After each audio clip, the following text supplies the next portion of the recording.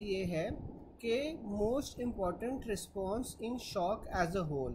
ठीक है, तो अगर वो पूछ ले कि शॉक के अंदर सबसे इम्पॉर्टेंट रिस्पॉन्स या एज अ होल सबसे इम्पॉर्टेंट रिस्पॉन्स कौन सा होता है, तो यहाँ पे ना हमारे पास रेनिन एंजियोटेंसिन एल्डोस्टेरोन सिस्टम या सिंपैथेटो एड्रीनल रिस्पॉन्स आ जाएगा। ठीक है, ये जो इसने CNS इस्कीमिक रिस्पॉन्स लिखा हुआ है ना, ये गलत लिखा हुआ है। ठीक है, अब होता क्या है कि once your body goes into shock, ठीक है, तो शॉक में आपके पास क्या होता है, हमारे पास सर्कुलेटरी फेलियर हो जाता है। ठीक है, अब उस सर्कुलेटरी फेलियर की वजह से आपके पास जो किडनीज में परफ्यूजन है वो कम हो जाएगी। ठीक है, किडनीज का जो ब्लड फ्लो है वो कम हो जाएगा। जब किडनीज का ब्लड फ्लो आपके पास कम हो जाएगा तो आपके पास किडनीज के अंदर होते हैं जक्स्टा ग्लोमेरुलर सेल्स। ठीक है, ये डिटेक्ट करते हैं कि जो किडनी की तरफ ब्लड आ रहा है वो कम आ रहा है क्योंकि ब्लड की स्टेसिस हो गई है। ठीक है, वहाँ से ये रिलीज़ करवाएंगे रेनिन, और फिर आपके पास रेनिन जौन सा होता है वो renin angiotensin aldosterone system activate कर देता है। इसका जो एंड प्रोडक्ट है एल्डोस्टेरोन और साथ में एंजियोटेंसिन, एंजियोटेंसिन 2 जौन सा होता है ना, दैट इज़ अ पोटेंट वेजोकंस्ट्रिक्टर। ठीक है, तो आपके पास बॉडी में क्या होगी, बॉडी में वेजोकंस्ट्रिक्शन हो जाएगी और आपके पास बॉडी ये कोशिश करेगी कि आपके पास ब्लड फ्लो जौन सा है वो मेंटेन हो या ब्लड सर्कुलेट करना शुरू हो जाए। वेजोकंस्ट्रिक्शन होगी और किस वजह से होगी, एंजियोटेंसिन 2 की वजह से होगी। ऑन द अदर हैंड आपके पास एल्डोस्टेरोन क्या करेगा, एल्डोस्टेरोन आपके पास सोडियम और वाटर की रिटेंशन करवाएगा। ठीक है, ताकि आपके पास जो ब्लड की अमाउंट है वो आपके पास नॉर्मलाइज हो सके। ठीक है, तो शॉक के अंदर जो सबसे इम्पॉर्टेंट रिस्पॉन्स होता है ये आपने CNS इस्कीमिक की जगह सिंपैथेटो एड्रीनल या फिर रेनिन एंजियोटेंसिन एल्डोस्टेरोन सिस्टम कर लेना है। ठीक है, फिर आपके पास आ जाता है मोस्ट इमीडिएट रिस्पॉन्स। जो सबसे इमीडिएट रिस्पॉन्स होता है, ये बिल्कुल सही बात है कि ये बेरो रिसेप्टर्स ही होते हैं। ठीक है, जो इमीडिएट रिस्पॉन्स प्रोवाइड कर रहे होते हैं। अब आपके पास बेरो रिसेप्टर्स और कीमो रिसेप्टर्स होते हैं। अब बेरो रिसेप्टर्स का आपके पास क्या फंक्शन होता है कि ये आपके पास ब्लड प्रेशर देख रहे होते हैं, साथ में ऑक्सीजन लेवल देख रहे होते हैं, CO2 लेवल्स देख रहे होते हैं, ये सारा कुछ देख रहे होते हैं। ठीक है, तो इनिशियली जो आपके पास शॉक के अंदर रिस्पॉन्स होगा या इमीडिएट रिस्पॉन्स होगा वो आपके पास बेरो रिसेप्टर्स का होगा। अब फिर वो बोल रहा है while the most potent response initially, तो मोस्ट पोटेंट इनिशियली रिस्पॉन्स आपके पास CNS इस्कीमिक रिस्पॉन्स ही होता है। ठीक है, और CNS इस्कीमिक रिस्पॉन्स क्या होता है कि जब आपके पास मीन आर्टेरियल प्रेशर जौन सा है वो 60 से कम हो जाता है,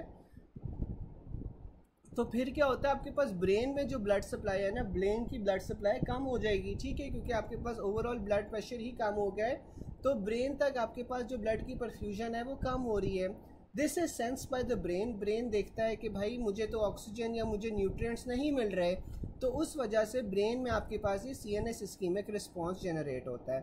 और ये जो CNS इस्कीमिक रिस्पॉन्स है ना, ये अगेन आपके पास सिंपैथेटिक स्टिमुलेशन को एक्टिवेट करेगा विच कॉजेज वेजोकंस्ट्रिक्शन, और उस वजह से आपके पास जो ब्लड की मूवमेंट है वो टुवर्ड्स द ब्रेन इंक्रीज हो जाएगी। ठीक है, फिर आपके पास आ जाता है while the most important response in shock as a whole. तो अगर वो पूछ ले कि most important response in shock as a whole, तो मैंने आपको पहले भी बताया था जो पॉइंट नंबर 72 की स्टेटमेंट है वो हमारे पास सिंपैथेटो एड्रीनल रिस्पॉन्स हो जाएगा या रेनिन एंजियोटेंसिन रिस्पॉन्स हो जाएगा। Maximum feedback to maintain arterial pressure हमारे पास कौन सा होता है, रेनिन एंजियोटेंसिन एल्डोस्टेरोन सिस्टम होता है। ठीक है, अब ये क्यों मैक्सिमम फीडबैक होता है आपके पास रेनिन एंजियोटेंसिन एल्डोस्टेरोन सिस्टम का, क्योंकि ये ना 2 पाथवे से एक्ट कर रहा होता है। जिस तरह मैंने आपको बताया था कि ये 2 पाथवे से आपके पास ये ब्लड प्रेशर इंक्रीज कर रहा होता है। वो पाथवेज कौन कौन से हैं, सबसे पहले एंजियोटेंसिन 2 एक्ट करेगा। एंजियोटेंसिन 2 ने क्या करवाना है, वेजोकंस्ट्रिक्शन करवानी है।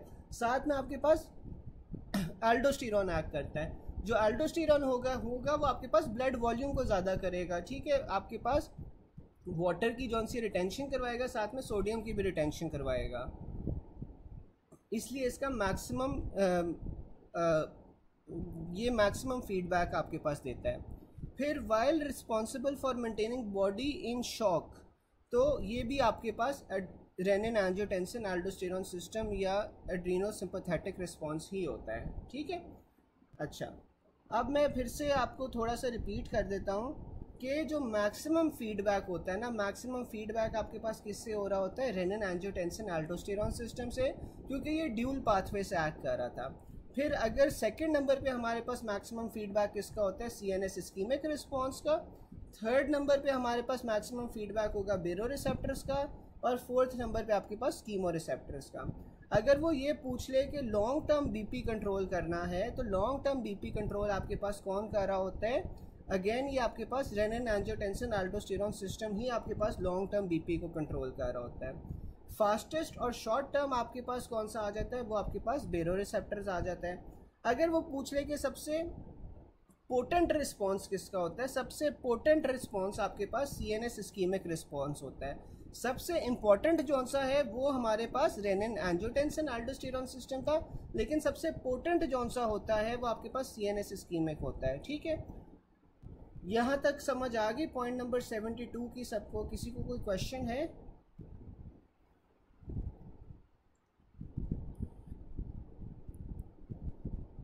पॉइंट नंबर 72 की सबको समझ आ गई? कोई क्वेश्चन तो नहीं है?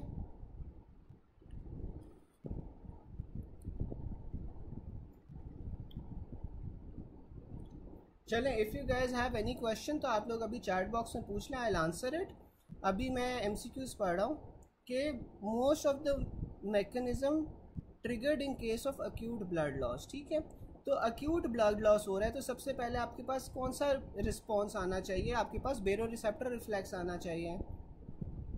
मोस्ट इंपॉर्टेंट मैकेनिज्म ट्रिगर्ड इन सिवियर हैमरेज, तो आपके पास ये बेरो रिसेप्टर रिफ्लेक्स होगा।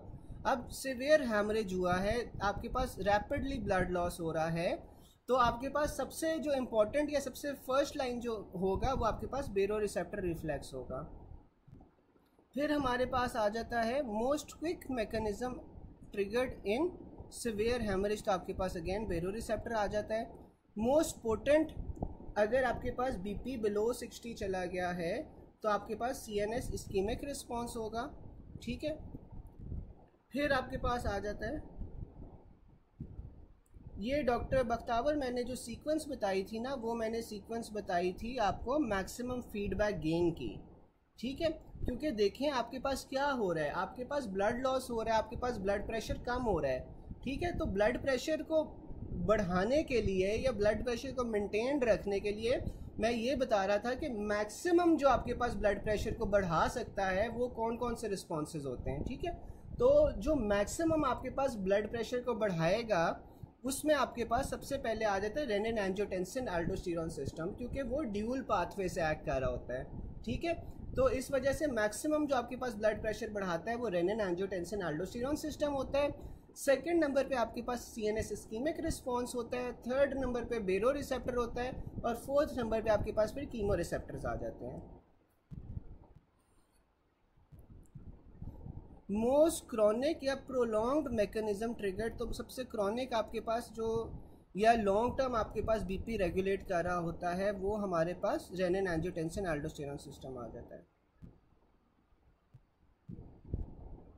अच्छा देखिए डॉक्टर अनीला, इस तरह है कि उसने अब हेमरेज का ना ये नहीं बताया हुआ कि कितना हेमरेज हो रहा है या हेमरेज के बाद बीपी कितना हो रहा है। ठीक है,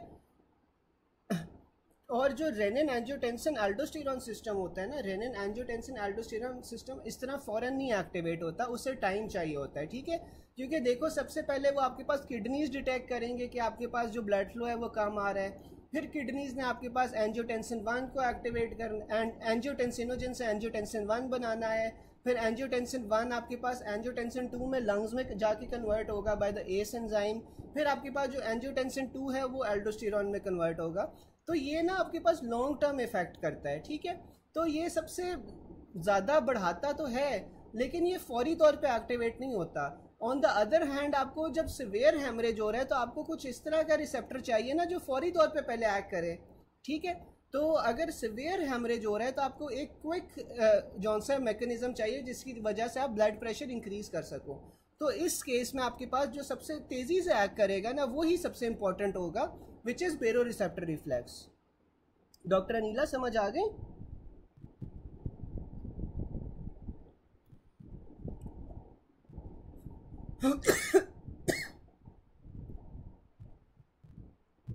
फिर फिर ना वो बेरो रिसेप्टर रिफ्लेक्स का बता रहा है कि बेरो रिसेप्टर रिफ्लेक्स में आपके पास लोकेशन क्या होती है, लोकेशन आपके पास कैरोटिड साइनस होती है या अयोटिक आर्च होती है। ठीक है, अब ये जो कैरोटिड साइनस है ना, ये आपके पास कहाँ पे प्रेजेंट होती है, जहाँ पे आपके पास कॉमन कैरोटिड इंटरनल और एक्सटर्नल कैरोटिड के अंदर डिवाइड हो रही होती है ना, वहाँ पे कैरोटिड की एक जो कॉमन कैरोटिड होती है उसकी एक डायलेशन होती है जिसे आप कैरोटिड साइनस कहते हैं। ठीक है, तो वहाँ पे आपके पास बेरो रिसेप्टर्स प्रेजेंट होते हैं। दूसरा आपके पास अयोटिक आर्च या आर्च ऑफ अयोटा के ऊपर आपके पास बेरो रिसेप्टर्स प्रेजेंट होंगे।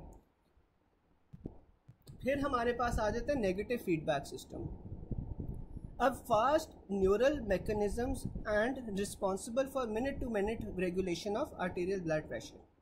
तो हमने पढ़ा था कि जो बेरो रिसेप्टर रिफ्लेक्स होता है वो एक इमीडिएट रिफ्लेक्स होता है। ठीक है, तो यही वो बता रहा है कि ये आपके पास फास्ट इसमें न्यूरोनल मैकेनिज्म्स होते हैं जो आपके पास मिनट टू मिनट रेगुलेशन कर रहे होते हैं आर्टेरियल ब्लड प्रेशर की।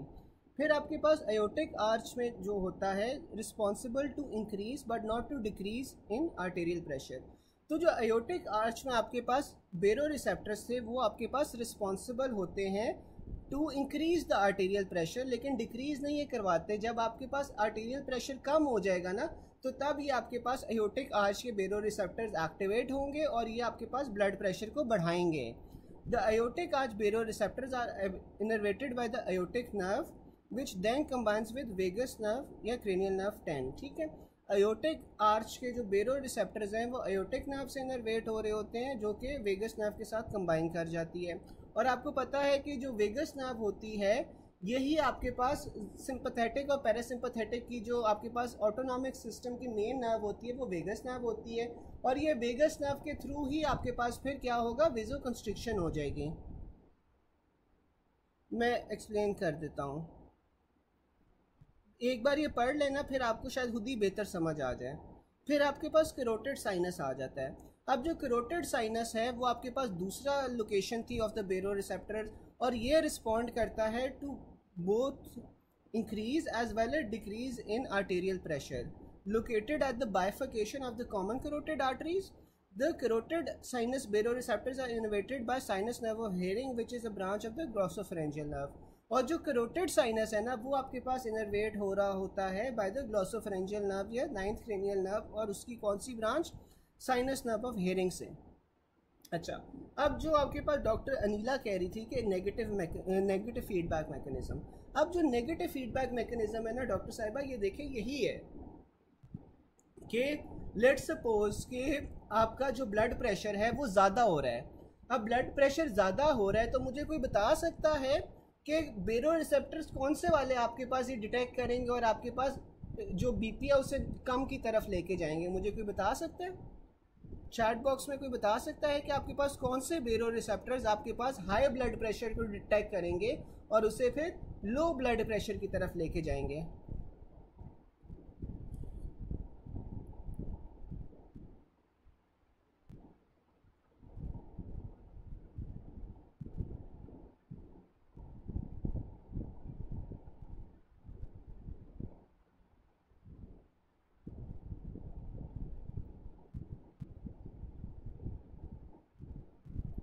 अयोटिक और कैरोटिड दोनों होंगे ना, अयोटिक और कैरोटिड आपके पास दोनों होंगे जो आपके पास इंक्रीज को डिटेक्ट करते हैं। दोनों नहीं होने चाहिए क्योंकि देखिए इंक्रीज को तो दोनों रिस्पॉन्ड कर रहे हैं ना, बिल्कुल दोनों करेंगे। ठीक है, तो अब ये दोनों आपके पास रिस्पॉन्ड कर रहे हैं टू इंक्रीज ब्लड प्रेशर और ये आपके पास लेके जा रहे हैं उससे टुवर्ड्स नॉर्मल। तो ये आपके पास डॉक्टर अनीला, ये आपके पास फिर नेगेटिव फीडबैक ही ना हो गया? ये नेगेटिव फीडबैक हो गया ना कि उन्होंने हाई ब्लड प्रेशर को डिटेक्ट किया और उसे लो ब्लड प्रेशर की तरफ लेके चले गए। ठीक है, और लो ब्लड प्रेशर में कैसे लेके जाते हैं? जो अयोटिक वाले हैं वो आपके पास थ्रू वेगस लेके जाएंगे, जबकि जो कैरोटिड वाले हैं वो थ्रू ग्लॉसोफेरेंजियल लेके जाएंगे।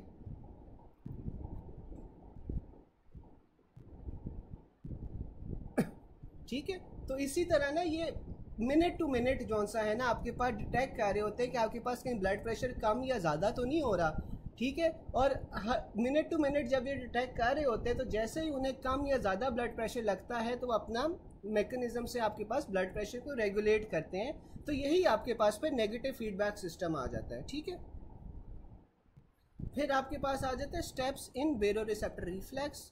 अब बेरो रिसेप्टर रिफ्लेक्स में आपके पास क्या मैकेनिज्म होगा कि डिक्रीज इन आर्टीरियल प्रेशर। जब आपके पास ब्लड प्रेशर कम हो गया या आर्टीरियल प्रेशर कम हो गया तो आपके पास कैरोटिड साइनस की वॉल के ऊपर डिक्रीज स्ट्रेच पड़ेगा, ठीक है ना। क्योंकि आपके पास ब्लड प्रेशर या आर्टीरियल प्रेशर कम हो गया है तो इस वजह से आपके पास जो कैरोटिड साइनस है उसकी वॉल पे डिक्रीज स्ट्रेच पड़ है। अब जब डिक्रीज स्ट्रेच पड़ेगा तो decrease the firing of the carotid sinus, यानी कि आपके पास जो कैरोटिड साइनस है उसकी फायरिंग रेट जौन सा है वो आपके पास कम हो जाएगा। Hering nerve which is the branch of glossopharyngeal nerve, वहाँ पे आपके पास डिक्रीज फायरिंग रेट होगी। Which carries information to the vasomotor centre in the brain stem, ठीक है। तो ये आपके पास फिर vasomotor centre of the brain stem की तरफ ये आपके पास डिक्रीज फायरिंग रेट जा रहा है। अब mean arterial pressure set point is 100 mm Hg, less than 100 mm Hg baroreceptor carries message to the vasomotor center which increases blood pressure towards normal by the following mechanism।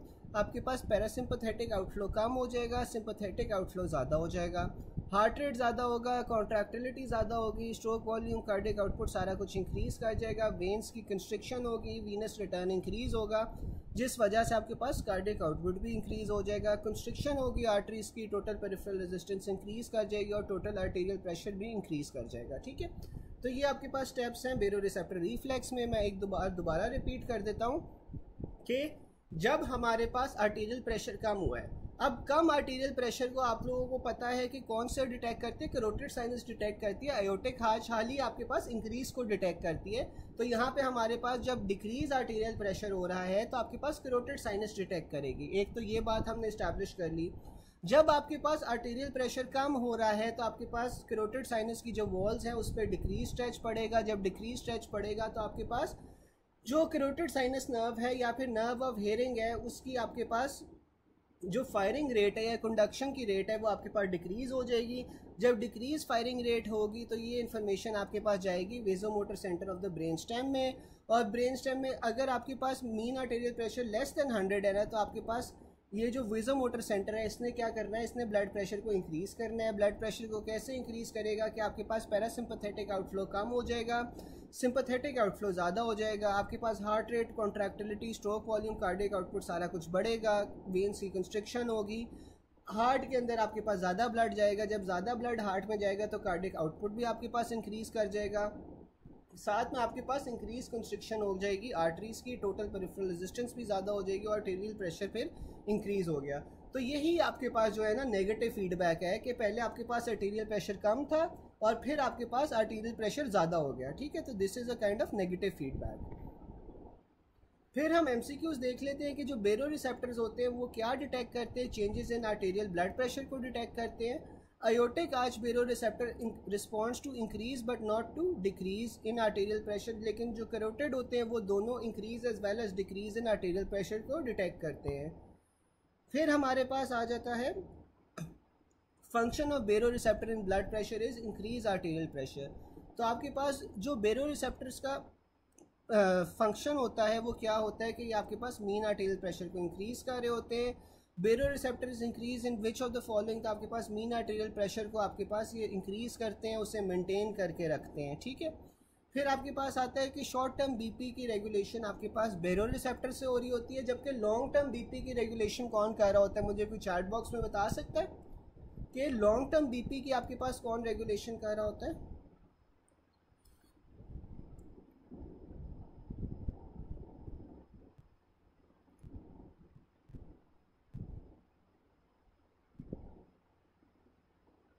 बिल्कुल, renin angiotensin aldosterone system. फिर आपके पास आ जाता है women is taking anti hypertensive for 1 year on standing from sitting, BP decreases from 120/80 to 90/60, heart rate is increase from 70 to 120। The mechanism of increased heart rate is decreased firing of baroreceptors। अच्छा, अब ये इसका क्या मतलब हुआ कि अब आप देखें कि पेशेंट जो है ना वो एंटी हाइपरटेंसिव ले रहा है 1 साल के लिए। अब एंटी हाइपरटेंसिव का ना आपके पास एक साइड इफ़ेक्ट ये होता है कि ये आपके पास वेजो डायलेशन करवा देते हैं। आप लोगों को पता होगा कि बहुत सारे एंटी हाइपरटेंसिव ऐसे होते हैं जो आपके पास वेजो डायलेशन करवा देते हैं, ठीक है। इसकी एक एग्ज़ाम्पल आपके पास एंज वो एस इनहिबिटर्स हैं, उसके अलावा भी आपके पास कैल्शियम चैनल ब्लॉकर्स भी होते हैं। ये आपके पास क्या करवाते हैं, वेजो डायलेशन करवा देते हैं। अब जब वेजो डायलेशन होगी तो आपके पास क्या होगा, जब आप लेटे हुए हो तो तब तो ग्रेविटी की वजह से ना आपके pass through out your body एक ही जितनी ब्लड सप्लाई है, ठीक है, तब फर्क नहीं पड़ता। लेकिन जब आप लेट के खड़े होते हो तो खड़े होने पे आपके पास क्या होता है कि जो ब्रेन है ना वहाँ तक आपके पास ब्लड सप्लाई जो सी है वो कम पहुँचती है due to the effect of gravity, ठीक है। तो ब्रेन तक आपके पास कम ब्लड सप्लाई पहुंचेगी, और जनरलाइज क्योंकि आपके पास वेजोडाइलेशन हुई हुई है तो ब्रेन तक आपके पास कम ब्लड सप्लाई पहुंचेगी, ठीक है। नॉर्मली क्या होता है कि जब आप खड़े होगे तो आपके पास वेजो कंस्ट्रिक्शन हो जाएगी, वेजो कंस्ट्रिक्शन की वजह से आपके पास ब्रेन तक नॉर्मल ब्लड सप्लाई पहुंचेगी। लेकिन क्योंकि आप वेजो डायलेटर्स ले रहे हो या एंटी हाइपरटेंसिव ले रहे हो तो आपके पास ब्रेन तक जो ब्लड सप्लाई है वो कम पहुंचेगी। जब ब्रेन तक आपके पास ब्लड सप्लाई कम पहुंचेगी, आपके पास बीपी कम हो जाएगा, तो आपके पास कॉम्पनसेटरी मैकेनिज्म क्या होगा, फिर इसके लिए आपके पास बेरो रिसेप्टर्स तक जौन सा है ना, बेरो रिसेप्टर्स इसे डिटेक्ट करेंगे कि आपके पास बीपी जौन सा है वो कम हो रहा है या ब्लड प्रेशर जौन सा है वो आपके पास कम हो रहा है। वो बेरो रिसेप्टर्स ने डिटेक्ट किया और फिर आपके पास क्या किया कि because of the decrease firing of बेरो रिसेप्टर्स आपके पास हार्ट रेट जौन सा है वो इंक्रीज हो जाता है फ्रॉम 70 टू 120। ऊपर हमने पढ़ा था ना कि जब बेरो रिसेप्टर्स एक्टिवेट होते हैं ड्यू टू डिक्रीज फायरिंग तो आपके पास वो क्या होता है, आपके पास हार्ट रेट इंक्रीज हो जाता है, सिंपैथेटिक आउटफ्लो इंक्रीज हो जाएगी। सिंपैथेटिक आउटफ्लो इंक्रीज होने से आपके पास हार्ट रेट भी इंक्रीज हो जाता है, ठीक है। तो इस वजह से आपका हार्ट रेट कॉम्पनसेटरी तौर पे इंक्रीज हो गया और 70 से 120 की तरफ चला गया। ये वाली बात सबको समझ आ गई।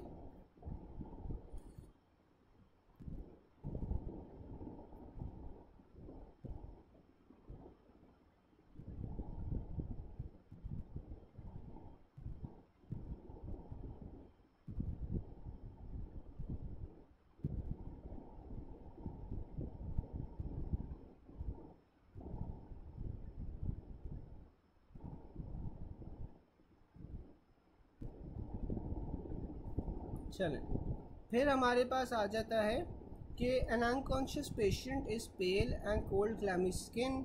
तो अब ये देखो, अनकॉन्शियस पेशेंट है, पेल कोल्ड क्लैमी स्किन है, तो ये आपके पास प्रॉबली जौन सा है ना ये शॉक का सिनेरियो है, ठीक है। फिर आपके पास आ जाता है ऑन एग्जामिनेशन, उसकी पल्स जौन सी है वो रैपिड और थ्रेडी है, उसका मैप मीन आर्टेरियल प्रेशर जौन सा है वो 50 है और कम है। Which of the following parameters will decrease to increase BP. तो आपके पास फायरिंग ऑफ बेरो रिसेप्टर्स कम हो जाती है ताकि आपके पास ब्लड प्रेशर इंक्रीज हो सके। डिक्रीज फायरिंग ऑफ बेरो रिसेप्टर्स आपके पास कहाँ पे जाती है, ये आपके पास vaso motor centre of brain stem में जाती है, और vaso motor centre of brain stem जौन सा है वो फिर आपके पास सिंपैथेटिक स्टिमुलेशन को बढ़ा देता है, ठीक है। बाकियों को समझ आ गई अभी तक? किसी को कोई कन्फ्यूजन तो नहीं है? Doctor Bakhtawar, doctor Atika, doctor Amna, doctor Haleeq, doctor Haseeb. फिर आपके पास आ रहा है the mechanism of heart rate is decrease firing from baro receptors. तो जब बेरो रिसेप्टर से डिक्रीज फायरिंग होगी तो अगेन आपके पास ये डिक्रीज फायरिंग कहाँ पे जाएगी, vaso motor centre of brain stem में, और vaso motor centre of brain stem फिर आपके पास क्या करेगा, आपके पास हार्ट रेट को इंक्रीज़ कर देगा, ठीक है। फिर आपके पास आ जाता है which of the following will increase heart rate. तो आपके पास ये बेन ब्रिज रिफ्लेक्स होता है। अच्छा, कल मैंने आपको बेन ब्रिज रिफ्लेक्स का बताया था, किसी को याद है? कोई चैट बॉक्स में बता सकता है कि बेन ब्रिज रिफ्लेक्स में क्या होता है? बेन ब्रिज रिफ्लेक्स में क्या होता है, किसी को याद है?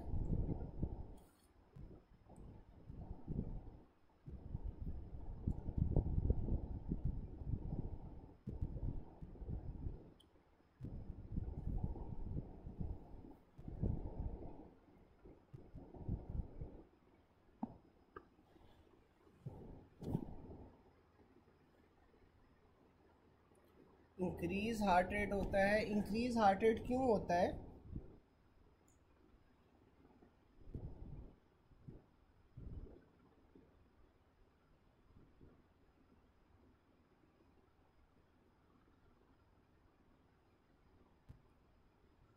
वेन ब्रिज रिफ्लेक्स जो है ना, आपके पास एक आर्टीरियल रिफ्लेक्स होता है। ये फिजियोलॉजिकल फिनोमेना होता है, ये फिजियोलॉजिकल रिस्पॉन्स होता है जब आपके पास इंक्रीज इन वीनस रिटर्न होता है हार्ट पे, ठीक है। तो जब वीनस रिटर्न आपके पास हार्ट के ऊपर बढ़ जाता है तो आपके पास फिर क्या होता है, हार्ट रेट इंक्रीज़ कर जाता है, ठीक है, ताकि आपके पास पीछे की तरफ ब्लड एक्यूमुलेट ना हो, ठीक है। तो जब आपके पास वीनस रिटर्न बढ़ जाएगा, वीनस रिटर्न बढ़ने की वजह से, बिल्कुल इंक्रीज सीवीपी की वजह से, बिल्कुल सही कह रहे हो आप, इंक्रीज सीवीपी की वजह से जब हार्ट रेट बढ़ जाता है उससे आप ब्रेन ब्रिज रिफ्लेक्स कहते हैं। फिर हमारे पास आ जाता है in orthostatic hypertension reflex tachycardia occurs due to decrease firing of baroreceptors. तो ऑर्थोस्टैटिक हाइपरटेंशन आपके पास वही होती है ना जो हमने ऊपर पढ़ा था कि जब आप लेटे हुए होते हो या बैठे हुए होते हो, उसके बाद आप खड़े होते हो तो आपके पास ब्लड प्रेशर रैपिडली डिक्रीज़ कर जाता है, और उस rapid decrease of blood pressure की वजह से आपके पास फिर रिफ्लेक्स टेकिकार्डिया होता है। रिफ्लेक्स टेकिकार्डिया क्यों हो रहा होता है? Because of decrease firing of baroreceptors. A person with decreased BP baroreceptor reflex will be to increase mean arterial pressure. What is the fastest way to maintain arterial pressure? तो आपके पास वो baroreceptors आ जाता है। Boy stands from lying position, BP normalized by baroreceptors. About baroreceptors presents in बेरोरिसेप्टर जौन सा होता है ना, वो प्रेजेंट होते हैं एडवेंटिशिया ऑफ लार्ज आर्टरीज में। नर्व टेकिंग इफरेंट्स फ्रॉम बोथ बेरोरिसेप्टर्स, तो आपके पास वो ग्लॉसोफेरेंजियल नर्व होगी। फिर आपके पास आ जाती है बेरोरिसेप्टर इफेक्ट। क्या होता है कि बेरोरिसेप्टर आपके पास कंप्लायंस ऑफ वेन्स को डिक्रीज़ करते हैं, क्योंकि आपको पता है कि जो बेरोरिसेप्टर्स होते हैं उन्होंने क्या करना है, वेजो कंस्ट्रिक्शन करवानी है, ठीक है ना। तो जब वेजो कंस्ट्रिक्शन करवाएंगे तो इस वजह से आपके पास वो डिक्रीज़ कर देते हैं कंप्लायंस को। With sudden hemorrhage of 2 liters of blood, the most likely first response would be baroreceptor reflex. The fastest control of blood pressure is achieved by baroreceptors. A person with hemorrhage in RTA has unreportable BP. Receptors and aortic and carotid detect decreased PO2.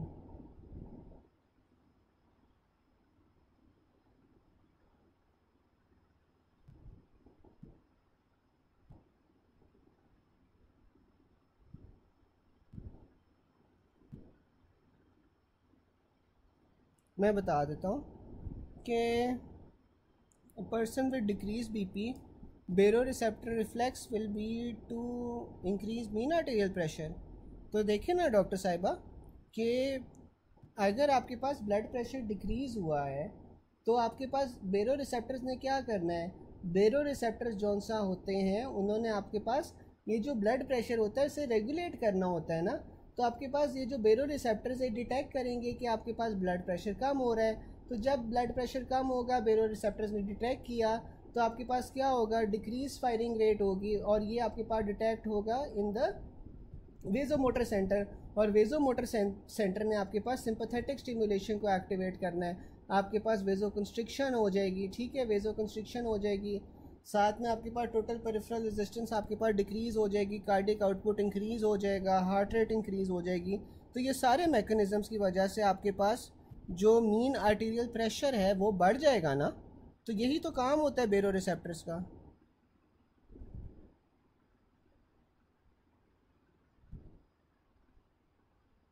हाँ, decrease BP से आपके पास बेरोरिसेप्टर जौन से वो activate होंगे, और activate होने की वजह से वो आपके पास मीन आर्टेरियल प्रेशर को ज़्यादा करा देंगे।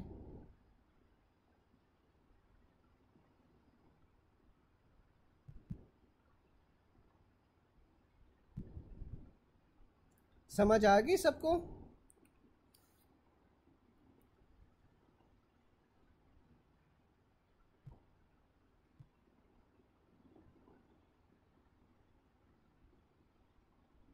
गए समझ आ गई? आगे चले?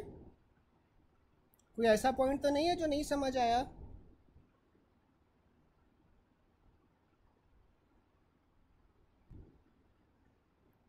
फिर हमारे पास रेनिन एंजियोटेंसिन एल्डोस्टेरॉन सिस्टम आ जाता है। Which of the following is responsible for long term control of hypertension? तो आपके पास,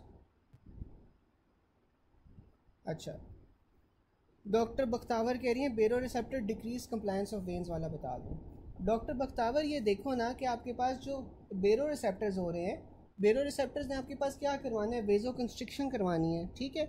डिक्रीज कंप्लायंस का क्या मतलब है, कंप्लायंस इंक्रीज का क्या मतलब होता है कि जो आपके पास कंप्लायंस होती है ना, वो बेसिकली एबिलिटी होती है टू एक्सपैंड। जब उसमें ब्लड ज़्यादा आ जाए तो आपके पास वेसल कितनी एक्सपैंड कर सकती है, उससे आप कंप्लायंस कहते हो, ठीक है। तो डिक्रीज कंप्लायंस का क्या मतलब हुआ कि ये वेन्स की वेजो कंस्ट्रिक्शन करवा रही है। जब वेन्स आपके पास कंस्ट्रिक्ट करेंगी तो आपके पास वीनस रिटर्न क्या होना चाहिए, डॉक्टर बख्तावर आप मुझे बता सकते हो कि जब आपके पास वेन्स कंस्ट्रिक्ट कर रही हैं तो आपके पास वीनस रिटर्न क्या होगा। वीनस रिटर्न आपके पास इंक्रीज हो जाएगा ना जब वेन्स कंस्ट्रिक्ट करेंगी, ठीक है। तो आपके पास वीनस रिटर्न इंक्रीज हो जाएगा। जब वीनस रिटर्न इंक्रीज होगा, हार्ट के अंदर ज़्यादा खून जाएगा, कार्डिक आउटपुट भी इंक्रीज हो जाएगा, ठीक है। तो इस वजह से आपके पास जो ब्लड प्रेशर है वो रेगुलेट होता है या ब्लड प्रेशर इंक्रीज कर जाता है। वैसे भी वेजो कंस्ट्रिक्शन से आपके पास ब्लड प्रेशर इंक्रीज करता है ना, तो एक तो ये भी मैकेनिज्म हो गया कि आपके पास कार्डिक आउटपुट भी बढ़ा है इस वजह से, और वैसे भी वेजो कंस्ट्रिक्शन की वजह से आपके पास ब्लड प्रेशर इंक्रीज हो जाएगा। तो बेसिकली हो क्या रहा है, आपके पास जो सिंपथेटिक वाली सारी चीज़ें ना वो एक्टिवेट हो रही हैं। अब समझ आ गया।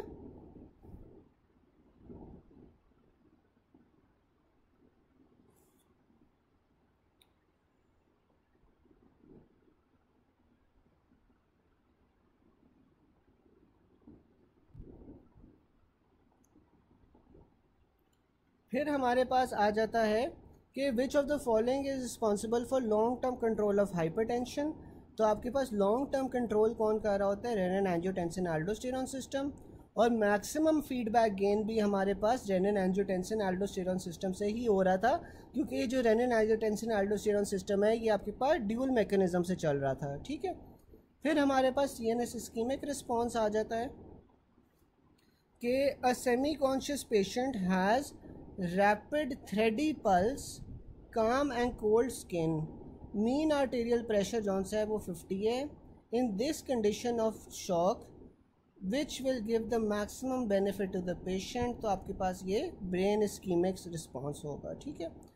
अ patient unconscious from half an hour after accident is brought to the hospital, looks pale and cold and clammy, rapid pulse and thready, mean arterial pressure less than 60 है, PO2 60 है। What will be the rapid provide rapid response. तो आपके पास वो CNS ischaemic response आ जाता है। अच्छा, इसमें जो की वर्ड है ना जिस पे आपने फोकस करना है वो ये है कि इसमें जो मीन आर्टेरियल प्रेशर है ना वो लेस दैन 60 हो जाता है। तो जब भी आपके पास mean arterial pressure less than 60 हो जाएगा ना तो आपके पास जो रिस्पॉन्स सबसे इम्पोर्टेंट होगा या जो सबसे ज़रूरी हो जाएगा वो आपके पास फिर CNS इस्कीमिक रिस्पॉन्स हो जाएगा। A man presented in ER after 1 hour of severe haemorrhage, BP अब ये आप देखो इसमें आप 60/40 है, ठीक है।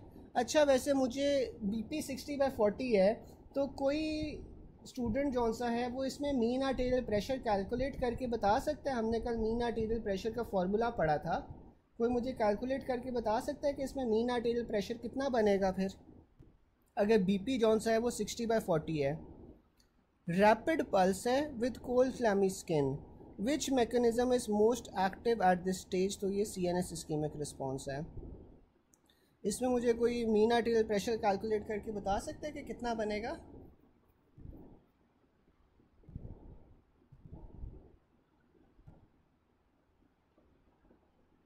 A patient goes into shock like state, which of the following will be activated। तो आपके पास CNS इस्कीमिक रिस्पॉन्स होगा।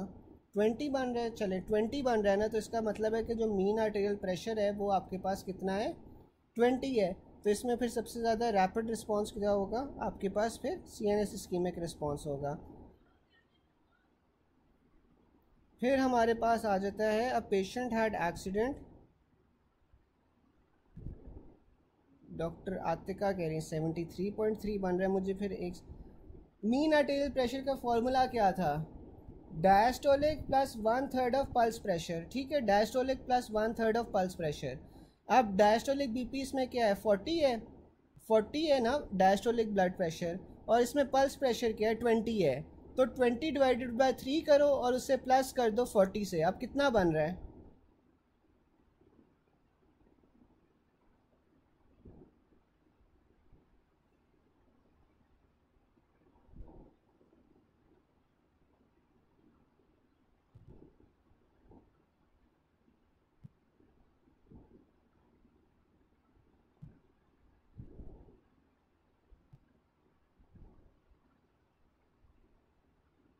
46 बनता है ना, 46 बनता है, 73 कैसे आप कैलकुलेट कर रहे हो?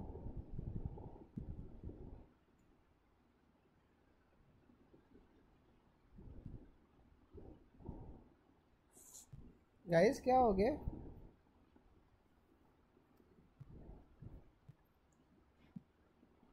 क्या हो गया गाइस? 46 बनता है ना, ठीक है।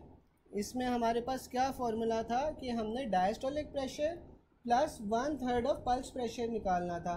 डायस्टोलिक प्रेशर इसमें क्या है आपके पास 40 है, plus 1/3 of pulse pressure, 1/3 of 20 होगा ना पल्स प्रेशर इसमें, तो हमारे पास ये तकरीबन 46 बन जाएगा, बिल्कुल 46 बन जाएगा। तो 46 अब आपके पास जो सा है ना, इसमें आपके पास आ रहा है मीन आर्टीरियल प्रेशर, ठीक है। तो अब 46 जब मीन आर्टीरियल प्रेशर होगा या जब भी 60 से कम होगा, तो आपके पास सबसे पोटेंट या इम्पोर्टेंट रिस्पॉन्स कौन सा होगा? CNS इस्कीमिक रिस्पॉन्स होगा।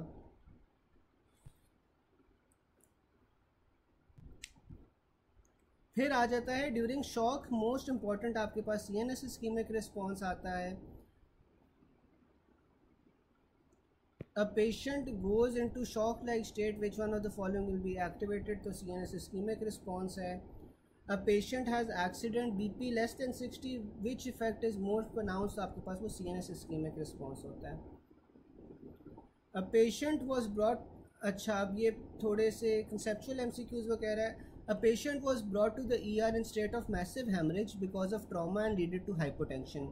बेरो receptor compensation due to decrease venous compliance, ठीक है। ये अभी मैंने आप लोगों को समझाया था, ठीक है, जब डॉक्टर बख्तावर ने पूछा था कि आपके पास जो बेरो रिसेप्टर कॉम्पनसेशन है वो किस तरह होती है, आपके पास वीनस कंप्लायंस जो सी होती है वो कम हो जाती है, वेजो कंस्ट्रिक्शन हो जाती है, वेजो कंस्ट्रिक्शन होगी तो वीनस रिटर्न इंक्रीज हो जाएगा, जिस वजह से कार्डियक आउटपुट इंक्रीज हो जाएगा, ठीक है।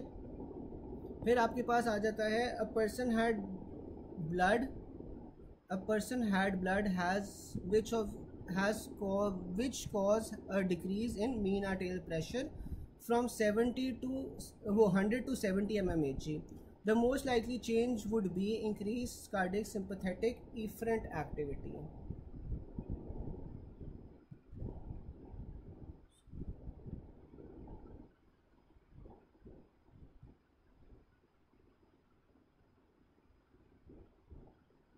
ये ना क्वेश्चन थोड़ा सा मुझे स्टेटमेंट नहीं सही लग रही।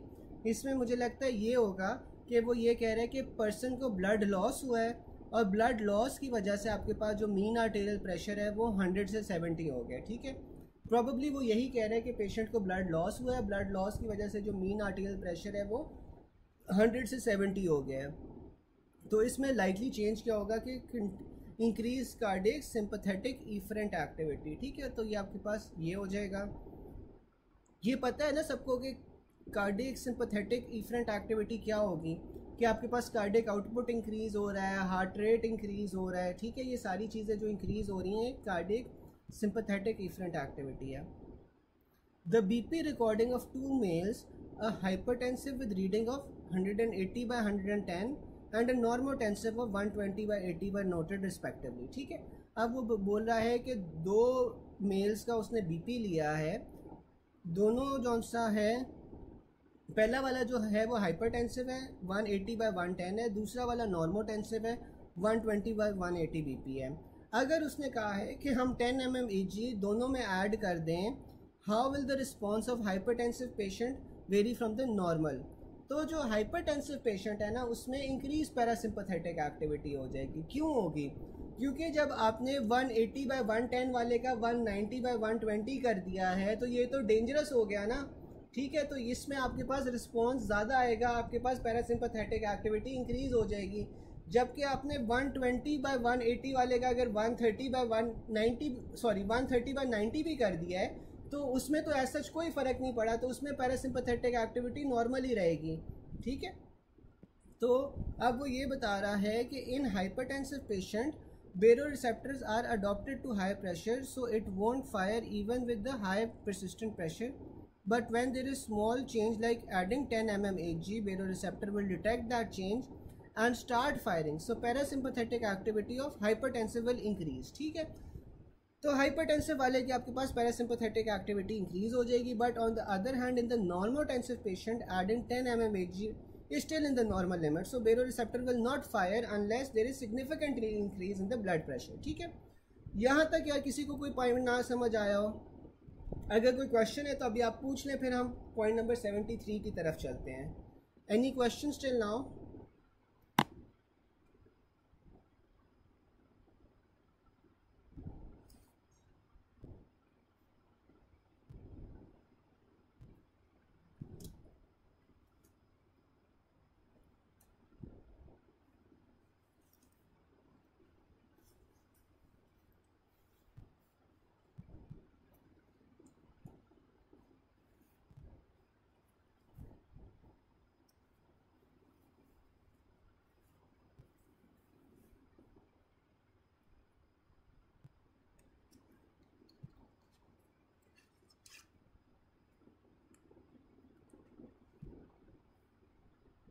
जी जी बिल्कुल आप सही कह रहे हो डॉक्टर बख्तावर कि जब आपके पास बीपी इंक्रीज़ होगा, बीपी इंक्रीज़ होने की वजह से आपके पास फायरिंग इंक्रीज़ होगी और फिर आपके पास पैरासिम्पैथेटिक एक्टिविटी इंक्रीज़ हो जाएगी. बिल्कुल आप सही कह रहे हो.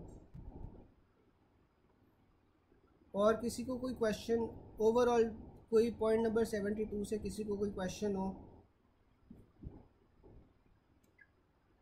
या कोई चीज़ ना समझ आई हो?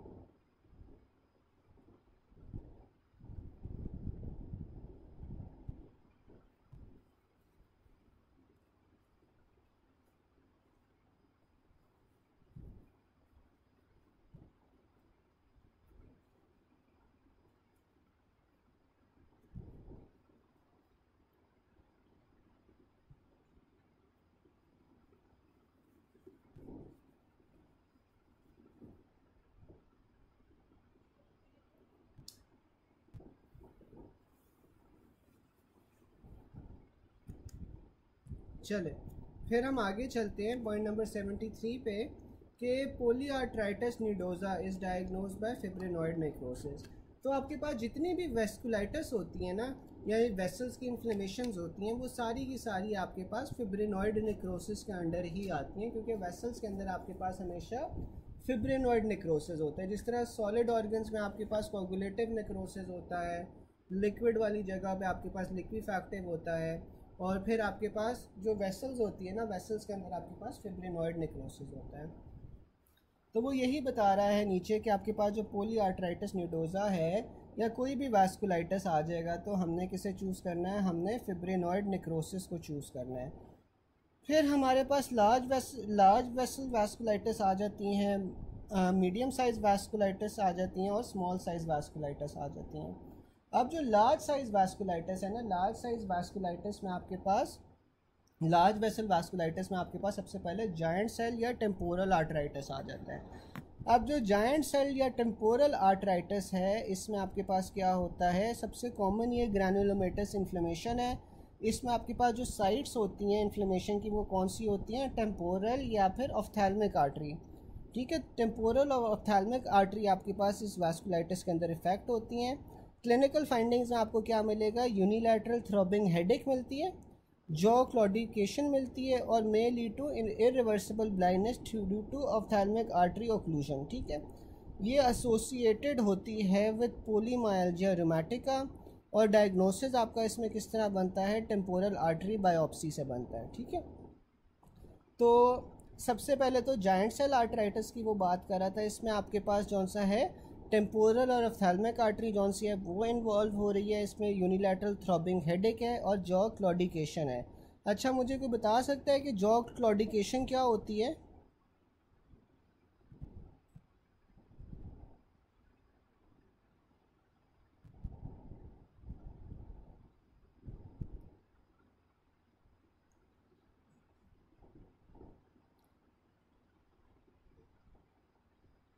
जॉ क्लॉडिकेशन आपके पास पेन होती है जॉ मसल्स की, जब आप बोल रहे होते हो या चू कर रहे होते हो ना, तो जब आपको जॉ मसल्स की पेन हो तो ये जॉ क्लॉडिकेशन होती है. ठीक है, और ये आपके पास नॉर्मली जौन सा है, ये जायंट सेल आर्थराइटिस के अंदर ही होती है. ठीक है, और साथ में इरिवर्सिबल ब्लाइंडिंग होगी, आपके पास ब्लाइंडनेस होगी due to ophthalmic artery occlusion. साथ में इट इज़ एसोसिएटेड विद पोलीमायल्जिया रूमेटिका. मुझे कोई बता सकता है कि पोलीमायल्जिया रूमेटिका में क्या होता है?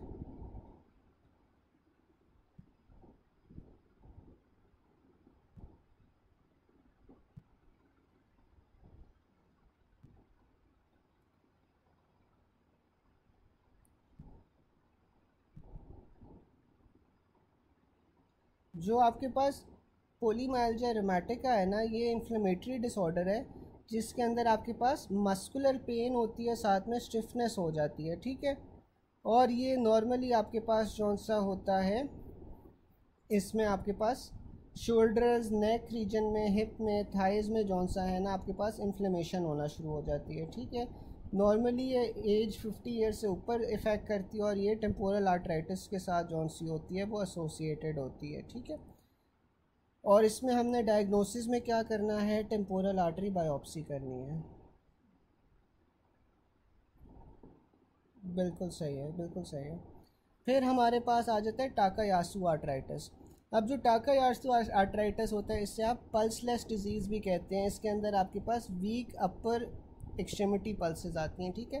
तो अगर आप इसमें टाकायासु आर्ट्राइटिस के अंदर आप अपर लिम्ब की पल्सेस लोगे ना, तो आपको वो वीक आएंगी या फिर आपको पल्स महसूस नहीं होगी, ठीक है, अपर लिम्स में। और इसमें क्या होता है, ग्रैनुलोमेटस थिकनिंग होती है और नैरोइंग होती है of the aortic arch and proximal great vessels, ठीक है। तो टाकायासु आर्ट्राइटिस के अंदर आपके पास ग्रैनुलोमेटस थिकनिंग होगी और नैरोइंग होगी एयोटिक आर्च की, जिस वजह से आपके पास अपर लिम्ब के अंदर पल्सलेस डिजीज़ होती है, आपको पल्सेस नहीं मिलती, ठीक है। फिर आपके पास मीडियम साइज़ वास्कुलाइटिस आ जाता है।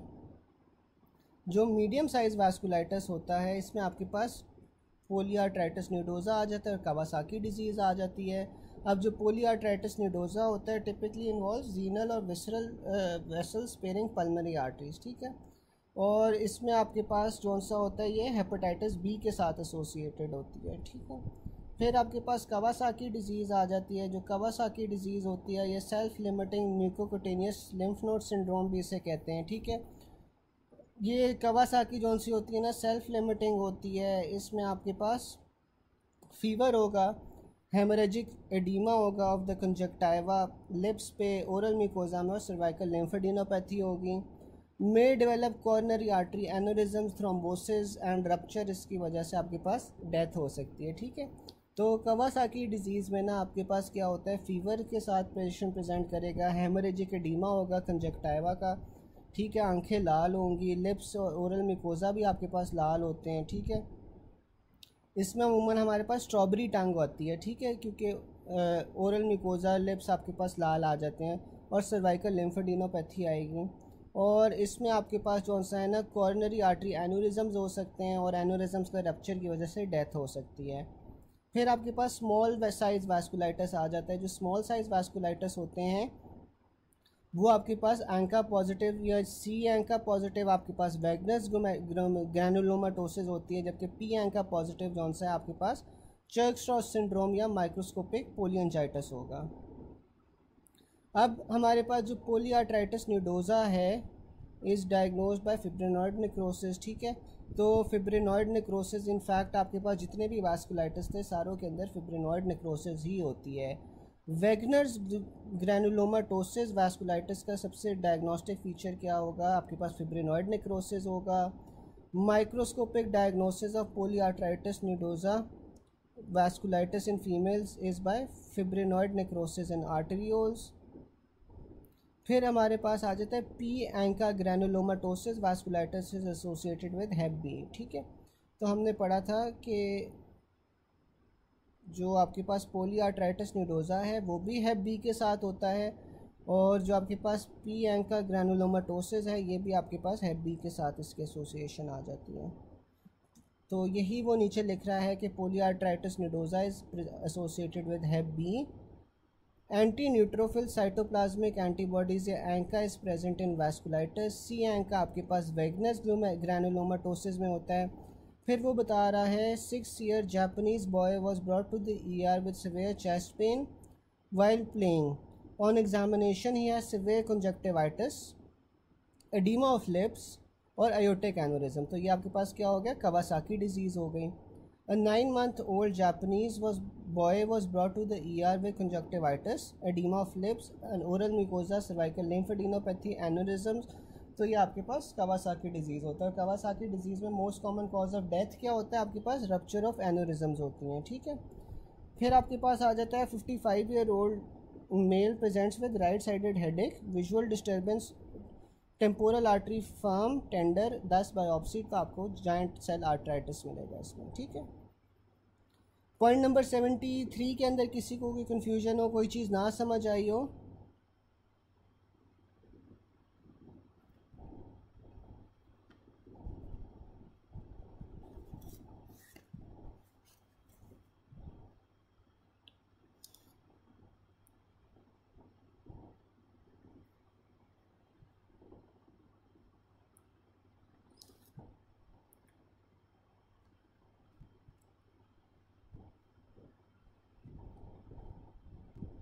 यहाँ तक किसी को कोई चीज़ ना समझ आई हो?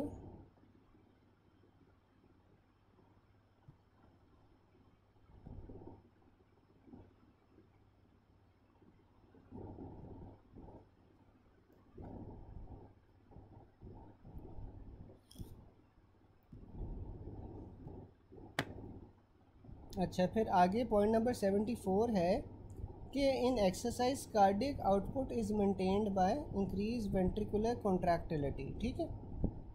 तो एक्सरसाइज के क्या इफ़ेक्ट्स होते हैं बॉडी पे? तो सबसे पहले एक्सरसाइज का CVS पे क्या इफ़ेक्ट होता है? तो CVS पे आपके पास क्या होता है कि increase blood flow with occur with central command, ठीक है। अब आपके पास क्या होगा, सेंट्रल कमांड से आपके पास सिंपैथेटिक आउटफ्लो ज़्यादा हो रही है, पैरासिम्पैथेटिक आउटफ्लो कम हो रही है, जिस वजह से हार्ट रेट भी इंक्रीज़ हो जाएगा, कॉन्ट्रैक्टिलिटी भी इंक्रीज़ हो जाएगी, स्ट्रोक वॉल्यूम भी इंक्रीज़ होता है, कार्डियक आउटपुट भी ज़्यादा होता है। Constriction of arterioles decreases total peripheral resistance और increases pulse pressure, constriction of veins increases venous return, ठीक है। तो हम लोगों को पता है ऑलरेडी कि ये सारी चीज़ें आपके पास एक्सरसाइज में होंगी। लोकल रिस्पॉन्स क्या होता है, जो हार्ट के अंदर हो रहा होता है? लोकल रिस्पॉन्स क्या होता है कि डायलेशन होती है due to metabolite such as chalk, CO2, hydrogen, adenosine, lactate और potassium, dilation of skeletal arterioles और डिक्रीज टोटल पेरिफेरल रेजिस्टेंस, ठीक है। तो अब आपके पास जो मसल्स होते हैं, मसल्स के अंदर आपके पास क्या होगा, मसल्स के अंदर ना आपके पास वेजोडाइलेशन होगी, क्योंकि जाहिर है जब आपके पास आप एक्सरसाइज कर रहे हो तो आपके मसल्स को ज़्यादा ब्लड चाहिए होगा।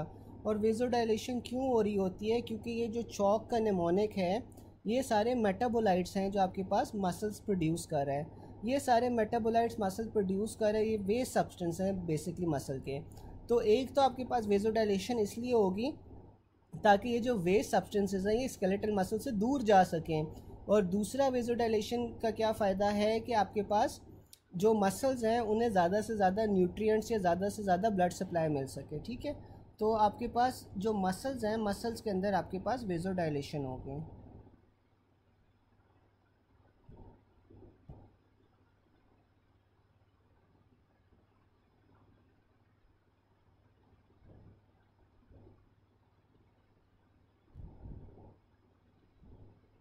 हाँ बिल्कुल, बिल्कुल डॉक्टर आतिका ने सही पॉइंट आउट किया है कि अगर आपके पास कंस्ट्रिक्शन ऑफ आर्टेरियोल्स होगी तो कंस्ट्रिक्शन ऑफ आर्टेरियोल्स की वजह से TPR इंक्रीज़ हो जाएगा। बिल्कुल आपने सही पॉइंट आउट किया, ये गलत लिखा हुआ है, वेल डन। तो इसमें आपके पास जौन सा है ना, जो टोटल पेरिफेरल रेजिस्टेंस है, टोटल पेरिफेरल रेजिस्टेंस इंक्रीज़ हो जाएगी। आप सही कह रहे हो। और टोटल पेरिफेरल रेजिस्टेंस इंक्रीज़ होने की वजह से आपके पास जो पल्स प्रेशर है वो भी इंक्रीज़ हो जाएगा। बिल्कुल डॉक्टर आतिक, आप सही कह रहे हो।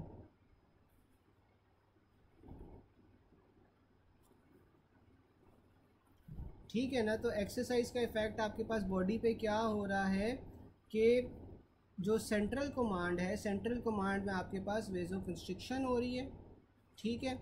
हार्ट रेट जौन सा है वो इंक्रीज़ कर रहा है, स्ट्रोक वॉल्यूम इंक्रीज़ कर रहा है, कार्डियक आउटपुट इंक्रीज़ करेगा, ठीक है। और लोकल रिस्पॉन्सेज में जो आपके पास स्केलेटल मसल्स है वहाँ पे आपके पास वेजोडाइलेशन होगी। रेस्पिरेटरी सिस्टम पे क्या होगा, रेस्पिरेटरी सिस्टम पे आपके पास एक्सपायरेशन जौन सी है वो इंक्रीज़ हो जाएगी। एक्सपायरेशन इंक्रीज़ होने के साथ साथ आपके पास जो हीमोग्लोबिन डिसोसिएशन कर्व है वो राइट की तरफ शिफ्ट हो जाएगा, ताकि आपके पास ज़्यादा से ज़्यादा अवेलेबिलिटी हो ऑक्सीजन की to the muscles. Exercising muscles में आपके पास CO2 प्रोडक्शन ज़्यादा होगी और ऑक्सीजन कंजम्पशन भी ज़्यादा हो जाएगी। फिर आपके पास वेंट्रिकुलर रेट इंक्रीज़ करेगा to match the oxygen consumption and CO2 production.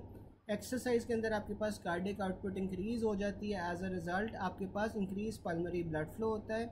Ventilation perfusion ratio जौन सी है वो आपके पास मोर यूनिफॉर्म हो जाती है to the apex of lung. अब जिन्होंने रेस्पिरेटरी सिस्टम मेरे साथ पढ़ा था, मुझे कोई बता सकता है कि जब आपके पास आप एक्सरसाइज कर रहे होते हो तो हमने पढ़ा था कि लंग्स के 3 जोन्स होते हैं, ठीक है। तो हमने एक स्टेटमेंट पढ़ी थी, उसमें कोई बता सकता है कि जो आपके पास लंग्स होते हैं उसमें किस जोन को मिमिक करना शुरू हो जाते हैं, बाकी जोन्स भी आपके पास वेंटिलेशन परफ्यूजन रेशो किस जोन के इक्वल हो जाती है? कोई बता सकता है चैट बॉक्स में जिन्होंने अभी लंग्स पढ़ा था साथ साथ?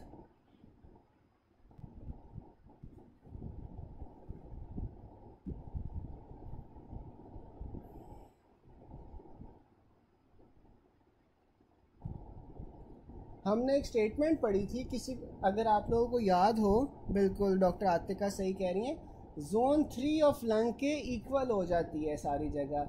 और जोन 3 ऑफ लंग के अंदर मुझे कोई बता सकता है कि वेंटिलेशन परफ्यूजन रेशो क्या होती है? ज़्यादा होती है या कम होती है वेंटिलेशन परफ्यूजन रेशो जोन 3 के ऊपर?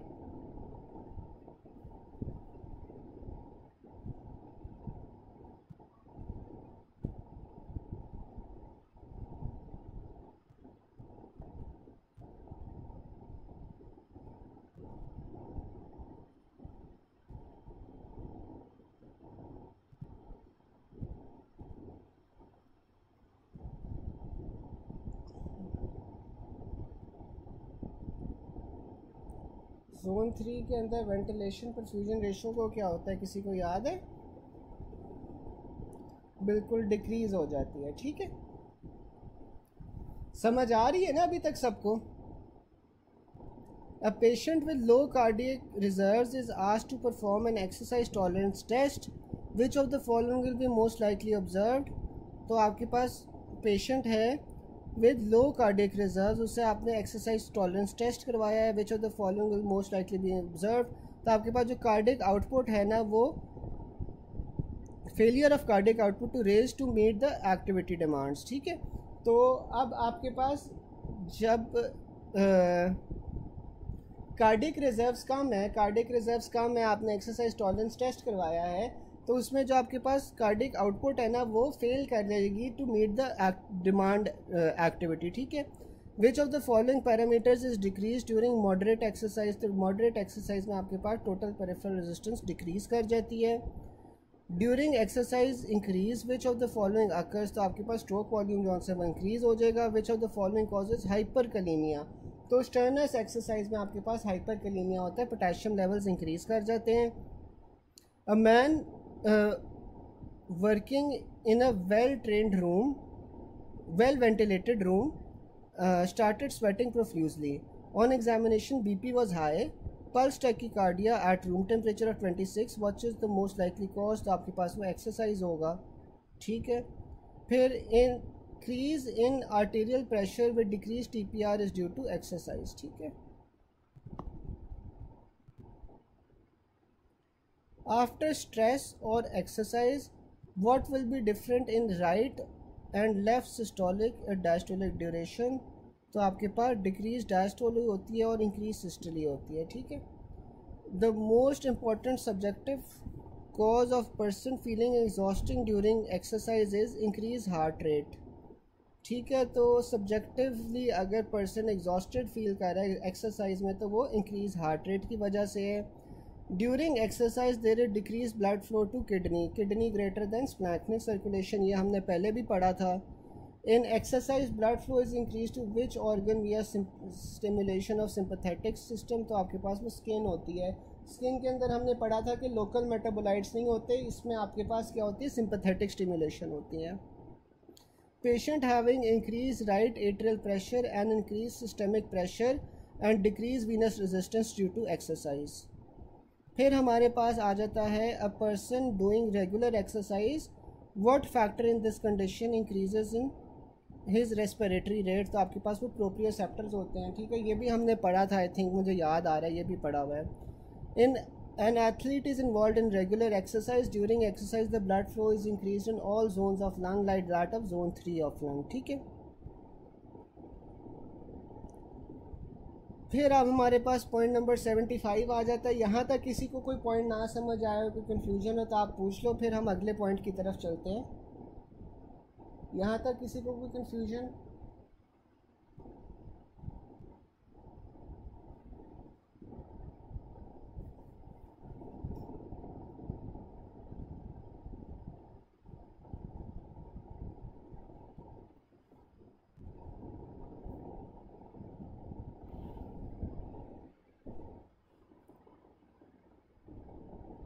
चलें, फिर हमारे पास आ जाता है cause of oedema in congestive cardio heart failure. तो आपके पास कंजेस्टिव हार्ट फेलियर में क्या होता है, इंक्रीज हाइड्रोस्टैटिक प्रेशर हो जाती है। ठीक है,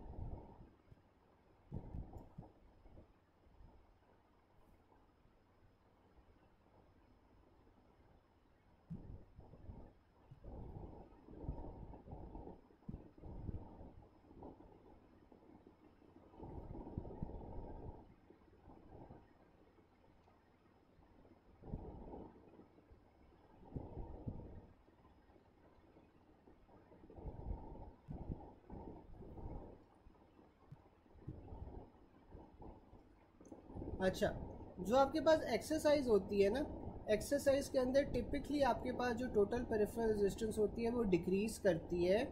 ठीक है, ताकि आपके पास जो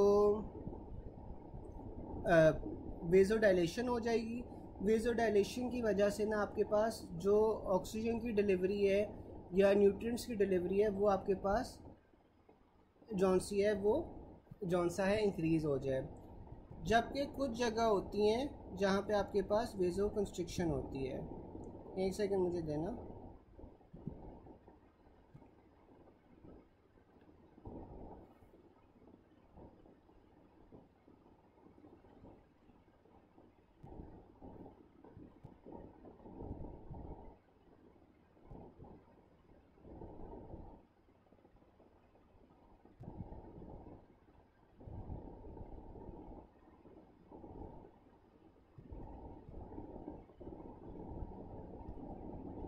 अच्छा, अब आपके पास जो एक्सरसाइज होती है ना, एक्सरसाइज के अंदर आपके पास कई जगह पे आपके पास वेज़ो डायलेशन होती है, कई जगहों पे आपके पास वेज़ो कंस्ट्रिक्शन होती है। अगर वो जनरली पूछे ना तो जनरली आपके पास ज़्यादातर वेज़ो डायलेशन ही हो रही होती है ताकि आपके पास मैक्सिमम जगहों के ऊपर आपके पास न्यूट्रिएंट्स पहुंच सकें। ठीक है, अब जो वेज़ो कंस्ट्रिक्शन हमने पढ़ा था ना वो आपके पास सेंट्रल होती है।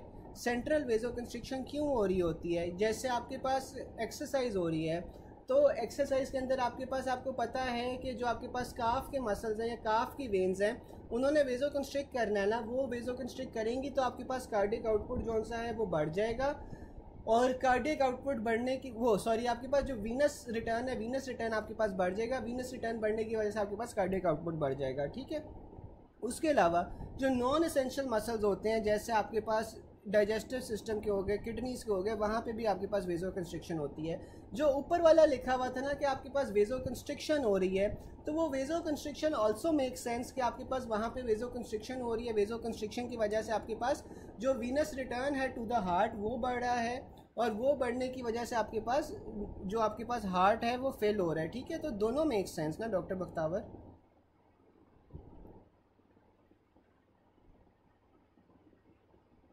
ओवरऑल आपके पास वेज़ोडाइलेशन होती है, ओवरऑल आपके पास वेज़ोडाइलेशन होगी, लेकिन अब ये भी देखो ना कि आपके पास कई जगहों पे वेज़ो कंस्ट्रिक्शन भी हो रही है। ठीक है, अब यहाँ पे आप देखो जो ऊपर एक्सरसाइज इफेक्ट ऑन बॉडी है इसमें increase blood flow with occur central command आपके पास क्या है कि आपके पास सिंपैथेटिक आउटफ्लो जो है वो इंक्रीज़ हो रहा है, पैरासिम्पैथेटिक डिक्रीज़ हो रहा है।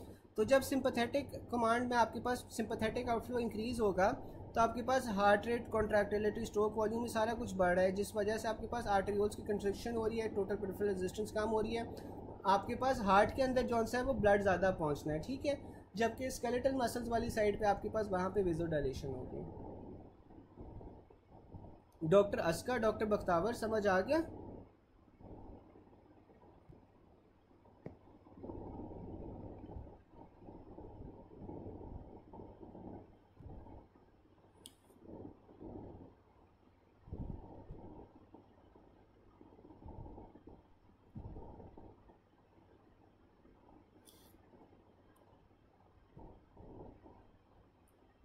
और डॉक्टर आतिका इसमें ये है कि वो इसमें ना आपने रिलेटिव, अगर वो पूछ ले कि रिलेटिव एग्जॉशन हो रही है, तो इसमें आपने हार्ट रेट को प्रेफर करना है ओवर लैक्टिक एसिड, ठीक है, हार्ट रेट को आपने लैक्टिक एसिड के ऊपर प्रेफर करना है।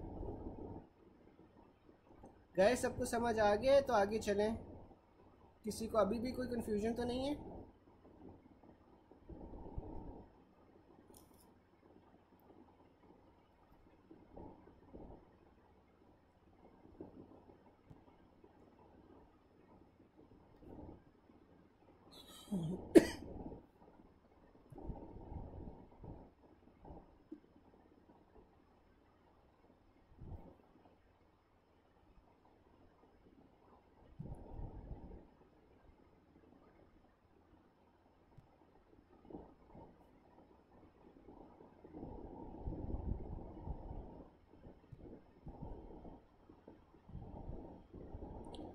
नहीं डॉक्टर बख्तावर, वो तो देखिए ना कि ऑलरेडी वो यही बात कर रहा था कि कंस्ट्रिक्शन ऑफ आर्टरीओल्स हो रही है। अब जहाँ पे आपके पास कंस्ट्रिक्शन ऑफ आर्टरीओल्स होगी तो वहाँ पे आपके पास टोटल पेरिफेरल रेजिस्टेंस इंक्रीज होनी चाहिए, डिक्रीज होनी चाहिए। जहाँ जहाँ जिन जगहों पे आपके पास कंस्ट्रिक्शन हो रही है आर्टरीओल्स की, वहाँ पे total resistance, total peripheral resistance कम होनी चाहिए, ज़्यादा होनी चाहिए। डॉक्टर बख्तावर, आप बता सकती हैं कि जहाँ पे कंस्ट्रिक्शन ऑफ आर्टरीओल्स हो रही है तो वहाँ पे टोटल पेरिफेरल रेजिस्टेंस इंक्रीज होगी या डिक्रीज होगी?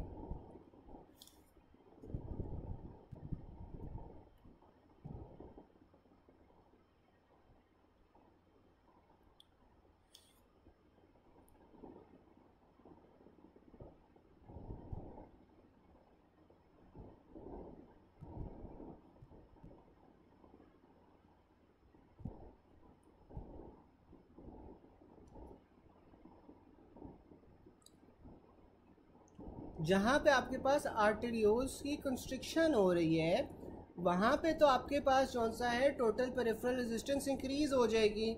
और अगर टोटल पेरिफेरल रेजिस्टेंस इंक्रीज हो जाएगी तो आपके पास फिर पल्स प्रेशर भी इंक्रीज हो जाना चाहिए, ठीक है।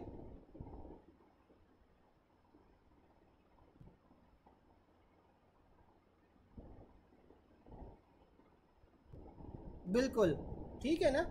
तो जहाँ पे आपके पास वेजो कंस्ट्रिक्शन हो रही है आर्टेरियोल्स की, वहाँ पे तो आपके पास टोटल पेरिफेरल रेजिस्टेंस इंक्रीज हो जाएगी और पल्स प्रेशर इंक्रीज हो जाएगा। जहाँ पे आपके पास वेजो डायलेशन हो रही है वहाँ पे आपके पास टोटल पेरिफेरल रेजिस्टेंस डिक्रीज कर जाएगी।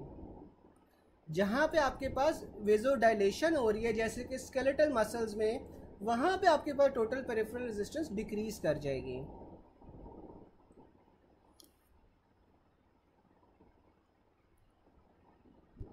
अच्छा डॉक्टर मोहम्मद, टीपीआर एक्सप्लेन कर दूं एक्सरसाइजिंग नॉन एक्सरसाइजिंग मसल्स में। बेसिकली ना हमारे पास, हमने ये कल पढ़ा था कि जो एक्सरसाइजिंग, कल या परसों आई गेस पढ़ा था, जो एक्सरसाइजिंग और नॉन एक्सरसाइजिंग मसल्स होते हैं ना, उसके अंदर जो आपके पास ब्लड फ्लो है या सर्कुलेशन है वो फ़र्क होती है, फ़र्क चीज़ों पर डिपेंड करती है।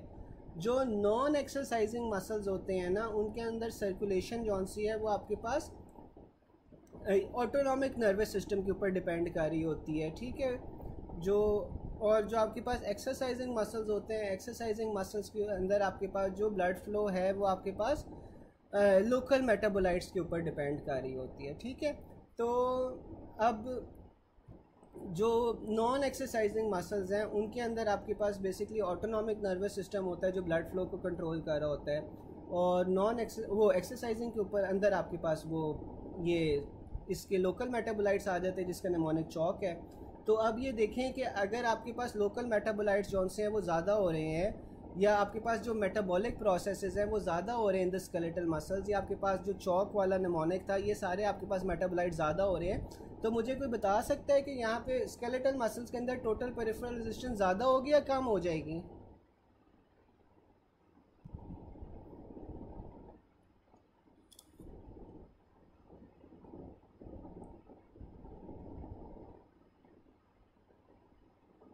मुझे कोई बता सकता है कि जब आपके पास ये चौक वाला निमोनिक जौन सा है, या जो आपके पास लोकल मेटाबोलाइट्स हैं, ये आपके पास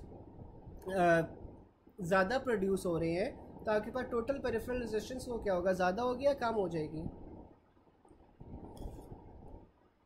बिल्कुल ये डिक्रीज़ कर जाएगी, ठीक है। और दूसरा क्या था कि मॉडरेट एक्सरसाइज के अंदर टोटल पेरिफेरल रेजिस्टेंस कम क्यों हो रही है? तो यही मैं बता रहा था कि एक्सरसाइज के अंदर ओवरऑल जौन सा है ना, ओवरऑल आपके पास टोटल पेरिफेरल रेजिस्टेंस कम हो जाती है, या ओवरऑल जौन सा आपके पास वो वेजोडाइलेशन होती है, ठीक है। टोटल पेरिफेरल रेजिस्टेंस कम होने का मकसद क्या है कि आपके पास जो न्यूट्रिएंट्स हैं या आपके पास जो ब्लड सप्लाई है वो वेरियस टिश्यूज़ को सही तरह पहुंच पाए। लेकिन कुछ जगह आपके पास ऐसी होंगी जहाँ पे वेजो कंस्ट्रिक्शन होगी, लेकिन अगर वो ओवरऑल पूछ ले तो ओवरऑल हमने यही प्रेफर करना है कि वेजो डायलेशन होती है। तो अगर वेजो डायलेशन होगी तो टोटल पेरिफेरल रेजिस्टेंस उससे कम हो जानी चाहिए ना, ठीक है। डॉक्टर मोहम्मद समझ आ गया, बाकी सबको समझ आ गया? ओवरऑल हमने वेजो डायलेशन को ही प्रेफर करना है।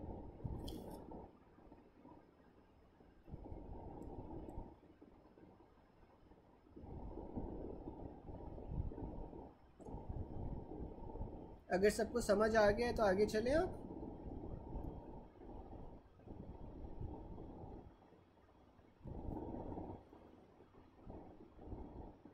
डॉक्टर मोहम्मद आपको समझ आ गया?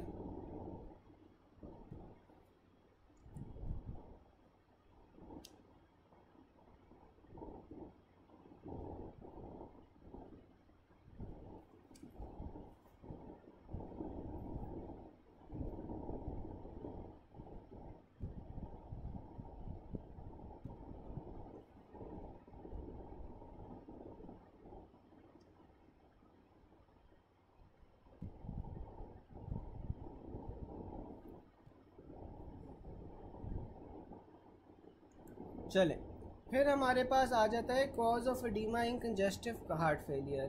अब कंजेस्टिव हार्ट फेलियर के अंदर आपके पास क्या हो रहा होता है? कंजेस्टिव हार्ट फेलियर के अंदर आपके पास हार्ट जौन सा है वो सही तरह पंप नहीं कर पाता, हार्ट फेल हो जाता है।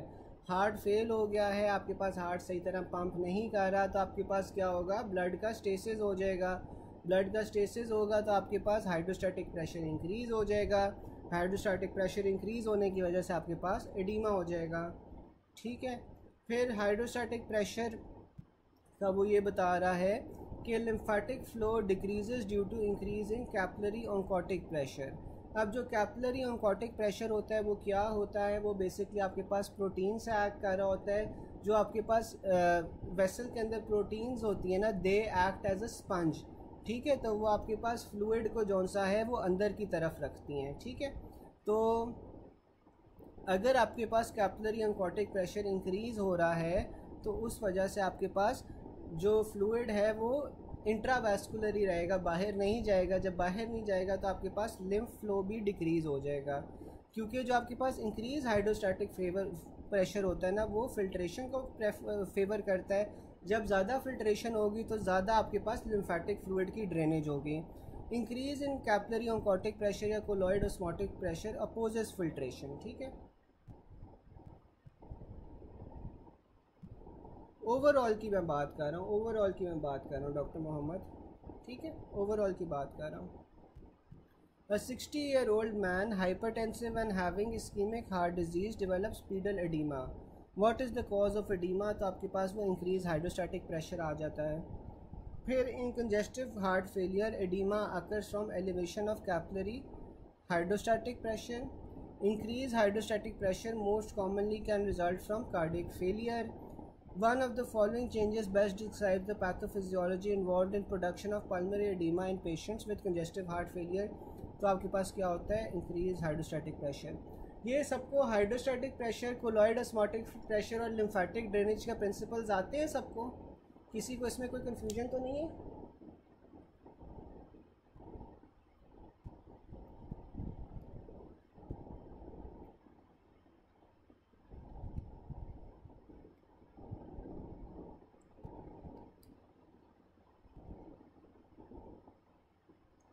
किसी को इनमें कोई कंफ्यूजन तो नहीं है ना? आते हैं सबको पहले से ना?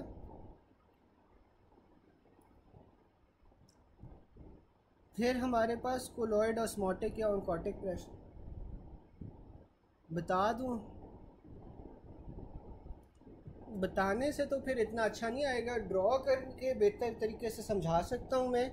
इस तरह है, चले मैं कोशिश करता हूँ कि मैं बता देता हूँ कि देखें हमारे पास जो होता है ना, वेसल के अंदर जो होता है वो क्या होता है कि ब्लड होता है। ब्लड जब आपके पास इंक्रीज़ कर जाता है वेसल के अंदर ब्लड प्रेशर, तो आपके पास फिर हाइड्रोस्टैटिक प्रेशर जो सा होता है ना, वो क्या होता है कि वो आपके पास,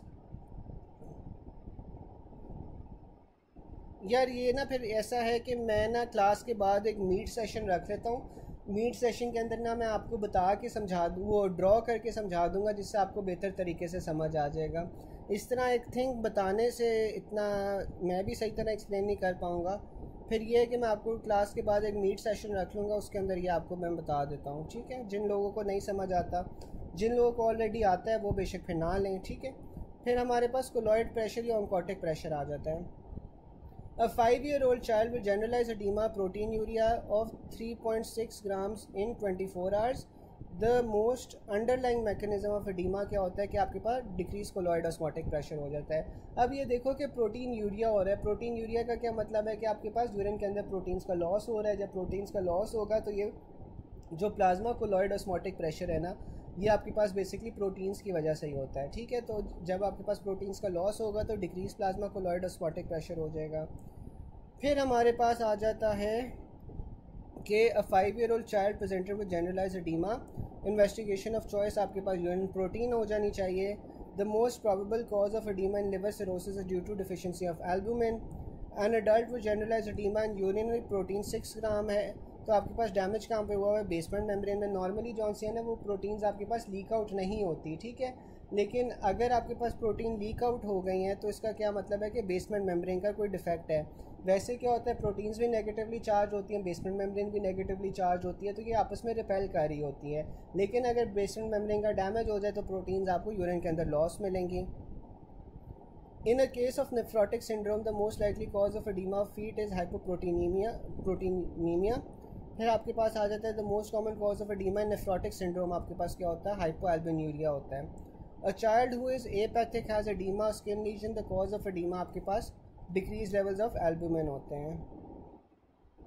अ 4-year-old boy presents with periorbital oedema, mechanism of oedema आपके पास क्या होता है? हाइपोएल्बुमिनिया और सॉल्ट रिटेंशन। नहीं आते, चले मैं ये समझा देता हूँ आपको। फिर हमारे पास आ जाता है plasma proteins are filtered through the glomerular membrane only in 1 minute amount because their filtration is opposed mainly by the strong negative charges in the proteoglycans of the basement membrane. An increased Bowman filtration rate by a drug is most likely by increasing hydrostatic pressure in the Bowman's capsule. If GFR increases, proximal tubular reabsorption of salt and water will increase by a process called the glomerular tubular balance. The most likely contribution to the process would be an increase in the peritubular oncotic pressure. There is very little protein in the glomerular filtrate because serum proteins are too large to fit through the glomerular poles of the combination of pore size and negative charges lining the pores. फिर आपके पास आ जाता है formation of interstitial fluid increases with decreased plasma colloid oncotic pressure. फिर आपके पास आ रहा है 50-year-old man known case of hepatoma develops dependent edema with dilated abdominal veins. The most likely structure इसमें कौन सा involved है? inferior vena cava. Which of the factors do not cause increase in edema? तो आपके पास arteriolar constriction होती है जिस वजह से edema नहीं हो रहा होता।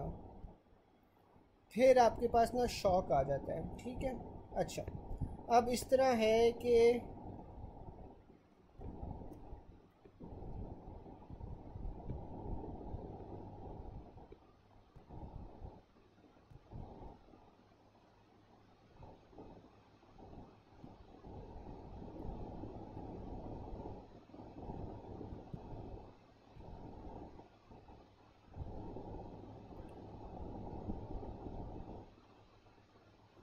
अच्छा गाइस, अब इस तरह है कि मैं आप लोगों को ना पॉइंट नंबर 76 करवा रहा हूँ जो शॉक वाला है, ठीक है। क्योंकि शॉक इंपॉर्टेंट है, ये बार बार आता है, लोग कंफ्यूज भी होते हैं शॉक में, तो मैं आपको शॉक करवा रहा हूँ, ठीक है। इसके बाद जो पॉइंट नंबर 77 और 78 है वो आप लोग खुद करोगे, ठीक है। अगर उसमें से पॉइंट नंबर 77 और पॉइंट नंबर 78 से कुछ नहीं समझ आता तो आप लोग फिर ग्रुप में पूछ लेना, ठीक है। दूसरा ये है कि पॉइंट नंबर 76 हो जाए शॉक वाला, तो उसके बाद ना मैं एक मीट सेशन रख लेता हूँ। मीट सेशन के अंदर जो आपको हाइड्रोस्टैटिक प्रेशर है, प्लाज्मा कोलॉइड ऑस्मोटिक प्रेशर है, और जितना भी पॉइंट नंबर 75 था ना वो एक बार डायग्राम्स के साथ एक्सप्लेन कर देता हूँ, ठीक है। तो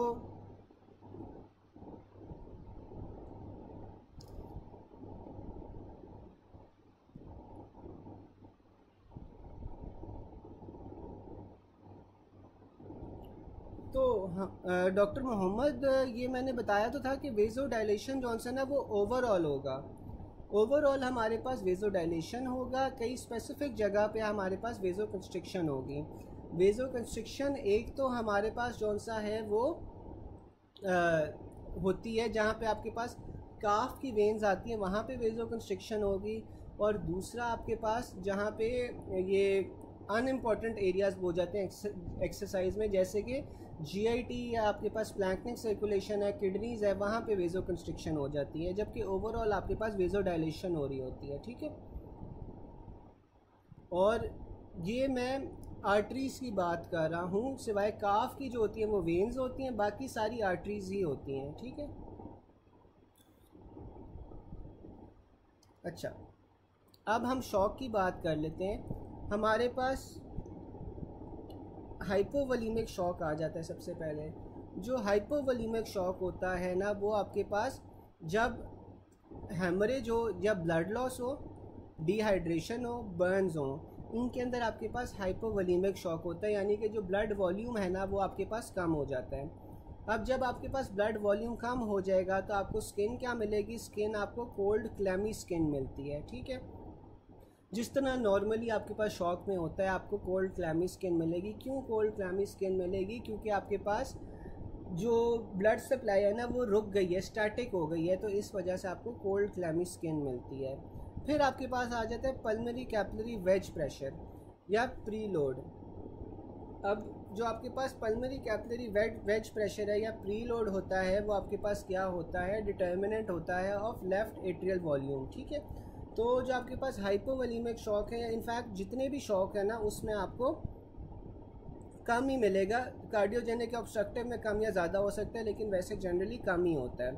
फिर कार्डिक आउटपुट आ जाती है। जो कार्डिक आउटपुट होती है वो हमारे पास हाइपोवोलेमिक शॉक में कम हो जाएगी क्योंकि ब्लड लॉस हुआ हुआ है। To compensate for the decrease blood volume आपके पास हार्ट रेट जो हार्ट रेट होता है, हार्ट रेट आपके पास इंक्रीज़ होता है। फिर आपके पास सिस्टेमिक वैस्कुलर रेजिस्टेंस आ जाती है। जो हाइपोवोलेमिक शॉक होता है, हाइपोवोलेमिक शॉक में आपके पास सिस्टेमिक वैस्कुलर रेजिस्टेंस जो सी है वो इंक्रीज़ हो जाती है, ठीक है। क्योंकि आपके पास ब्लड फ्लो कम हो रहा है ना, ब्लड वॉल्यूम भी कम हो रहा है, तो इस वजह से आपके पास जो वैस्कुलर रेजिस्टेंस है वो इंक्रीज़ हो जाएगी। ऑक्सीजन डिलीवरी आपके पास हाइपोवोलेमिक शॉक में कम हो जाती है। अब कार्डियोजेनिक शॉक आ जाता है। जो कार्डियोजेनिक शॉक होता है उसमें आपके पास हार्ट रिलेटेड कंडीशंस होती हैं, जैसे कि एक्यूट एमआई हो गया, हार्ट फेलियर हो गया, वाल्वुलर डिस्फंक्शन हो गया या एरिथमियाज हो गए। इसमें भी आपके पास स्किन कोल्ड क्लैमी होगी क्योंकि सर्कुलेशन तो नहीं हो रही। साथ में आपके पास जो कार्डिक आउटपुट है, कार्डिक आउटपुट कम हो जाता है, हार्ट रेट इंक्रीज़ हो जाएगा, सिस्टेमिक वैस्कुलर रेजिस्टेंस जो सी है वो भी इंक्रीज़ हो जाएगी, ऑक्सीजन डिलीवरी कम हो जाएगी। ऑब्स्ट्रक्टिव शॉक्स जो से होते हैं वो आपके पास कार्डिक टेम्पोनार्ड में, पल्मोनरी एम्बोलिज्म में, टेंशन नीमोथोरैक्स में, जहाँ पे भी कोई ऑब्स्ट्रक्शन हो रही है आपको ऑब्स्ट्रक्टिव शॉक मिलेगा। इसमें भी आपके पास स्किन कोल्ड या क्लैमी हो जाती है। स्किन जो आपके पास प्री लोड है वो आपके पास कम या ज़्यादा हो सकता है। कार्डिक आउटपुट आपके पास डिक्रीज़ होगी, हार्ट रेट इंक्रीज़ हो रही है, इसमें भी सिस्टेमिक वास्कुलर रेजिस्टेंस इंक्रीज़ होगी और ऑक्सीजन डिलीवरी डिक्रीज़ हो जाएगी।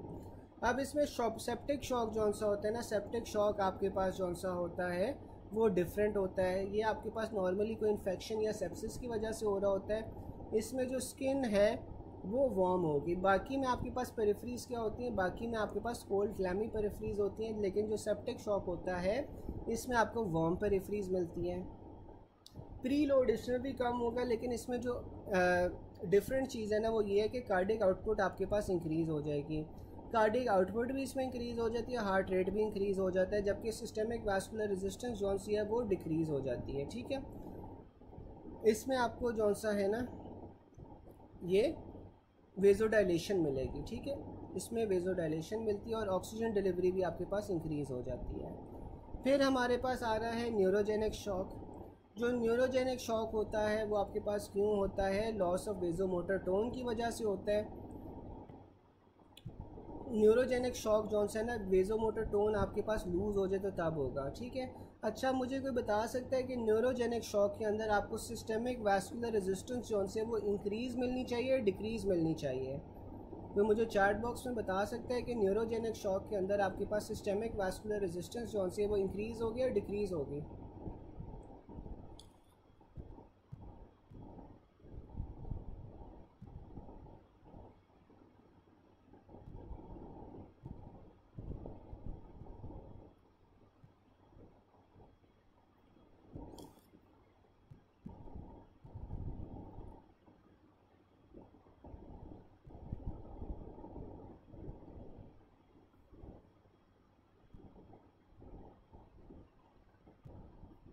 बिल्कुल, इसमें भी आपके पास जौन सा है ना सिस्टेमिक जो वास्कुलर रेजिस्टेंस है, वास्कुलर रेजिस्टेंस डिक्रीज़ हो जाएगी, क्योंकि आपके पास जो सिंपैथेटिक एक्टिविटी है ना वो ख़त्म हो जाती है। फिर आपके पास neurogenic shock is associated with decrease systemic filling pressure. ठीक है, क्योंकि अब आपके पास इसमें वेजो कंस्ट्रिक्शन नहीं हो पा रही तो आपके पास जो सिस्टेमिक फिलिंग प्रेशर है वो भी डिक्रीज़ हो जाएगा। ठीक है, सेप्टिक शॉक में आपके पास क्या आता है कि poor prognostic factor in septic shock आपके पास क्या होगा, DIC होगा। Vaso dilation and hypotension are features of which type of shock, तो आपके पास में सेप्टिक शॉक होता है। अच्छा, आप मुझे कोई बता सकते हैं कि वेजो डायलेशन और हाइपोटेंशन सेप्टिक शॉक में तो होगी, और भी किसी शॉक में हो सकती है? सेप्टिक शॉक के अलावा भी किसी शॉक में आपके पास वेजो डायलेशन और हाइपोटेंशन मिलेगी?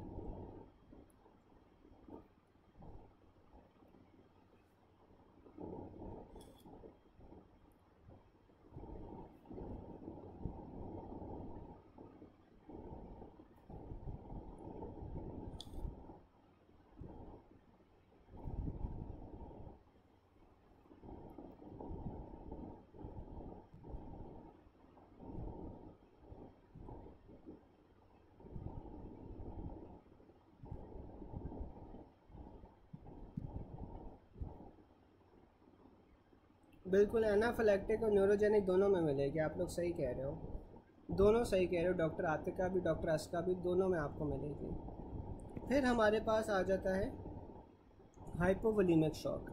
अब जो हाइपोवोलीमिक शॉक है इसमें क्या है कि an old patient after abdominal surgery develops abdominal distension, on examination he was pale, BP कम है, टेकीकार्डिया है, तो आपके पास क्या है, हाइपोवोलेमिक शॉक है।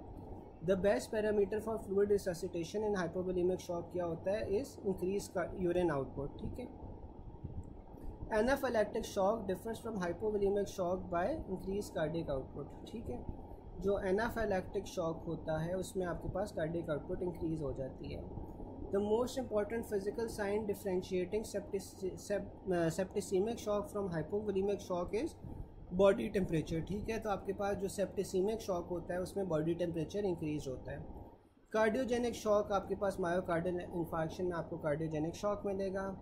A patient after accidental bruises on thigh presents to you on the ER, on examination wound is foul swelling and patient hypotensive, तो ये आपके पास क्या है, टॉक्सिक शॉक सिंड्रोम है।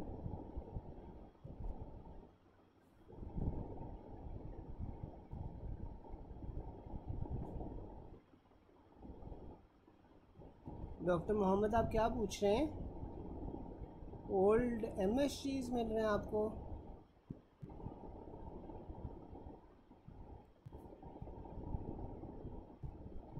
फिर आपके पास आ जाता है अ यंग बॉय डेवलप, अच्छा ओल्ड मैसेजेस मिल रहे हैं, ठीक है ठीक है। फिर आपके पास आ रहा है a young boy develop fever, hypotension and erythematous patches all over the trunk and limbs. Toxin involve आपके पास कौन सा होगा? एरिथ्रोजेनिक टॉक्सिन होगा, ठीक है। DIC आपके पास क्यों होता है? DIC आपके पास एंडोटॉक्सिक शॉक से होता है। A patient with lacerated wound on thigh 1 week before presented now with foul smelly discharge from wound. On examination he was hypotensive, tachycardic और febrile। तो ये आपके पास क्या डायग्नोसिस है? टॉक्सिमिक shock.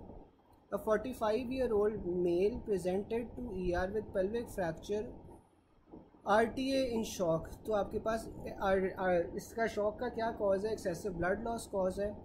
Immediate management of a patient with multiple fractures and blood loss and shock includes IV fluids. Which of the following drug increases chronotropic and inotropic effect on heart? तो आपके पास वो glucagon होती है। अब जो glucagon होती है ना, ये आपके पास क्या होता है कि क्रोनोट्रोपिक और आइनोट्रोपिक इफेक्ट हार्ट के ऊपर ज़्यादा कर रही होती है। ये बेसिकली क्या होता है कि हार्ट की जो कॉन्ट्रैक्टिलिटी होती है ना, उसे इंक्रीज़ कर रही होती है glucagon. If heart after pumping were to be stopped to ensure that circulatory system becomes static, the pressure measured in the rest of the body आपके पास mean systemic filling pressure होता है, ठीक है।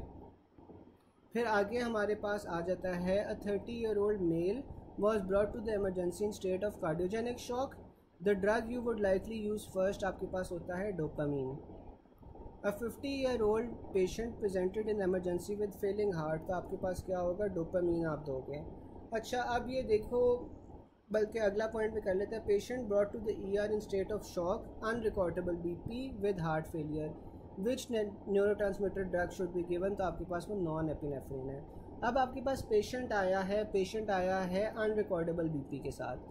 अब अनरिकॉर्डेबल BP है तो हमने क्या देना है? नॉन एपिनेफ्रिन देनी है। नॉन एपिनेफ्रिन क्या करेगी? वेजो कंस्ट्रिक्टर है, आप लोगों को पता है कि वेजो कंस्ट्रिक्शन करवाएगी। तो जब आपके पास वेजो कंस्ट्रिक्शन होगी तो आपके पास क्या होगा? सारा का सारा जो ब्लड है वो हार्ट की तरफ चला जाएगा, और जब हार्ट की तरफ जाएगा तो फिर आपको कोई ऐसा एजेंट देना होगा जो हार्ट से ब्लड को पंप भी करवा सके। तो जो ब्लड को पंप करवा रहा है हार्ट से, वो क्या होगा? डोपामीन होगा, ठीक है। तो पहले आपने वेजो कंस्ट्रिक्टर दिया विच इज़ एपिनेफ्रिन, और एपिनेफ्रिन ने सारा ब्लड हार्ट की तरफ पहुंचाया। फिर आपने ऐसा कोई ड्रग देना है जो कि हार्ट को स्ट्रेंथ दे के वो पंप आउट कर सके ब्लड को, तो वो फिर आप डोपामीन दोगे, ठीक है। अच्छा, यहाँ तक किसी को कोई क्वेश्चन हो? यहाँ तक किसी का कोई क्वेश्चन तो नहीं है?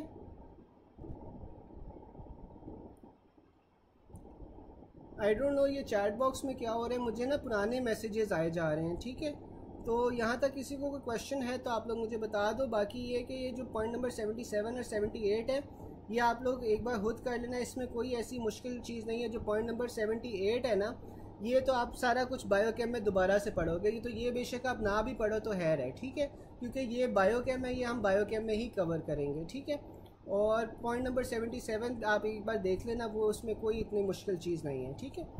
तो ये हमारे पास शॉक्स हो गए थे। बाकी ये है कि मैं आपको ना विद इन 5 मिनट्स में आपको मीट का सेशन शेयर करता हूँ। मीट के सेशन के अंदर कोई और डिस्कशन होगी तो वो भी हम कर लेते हैं।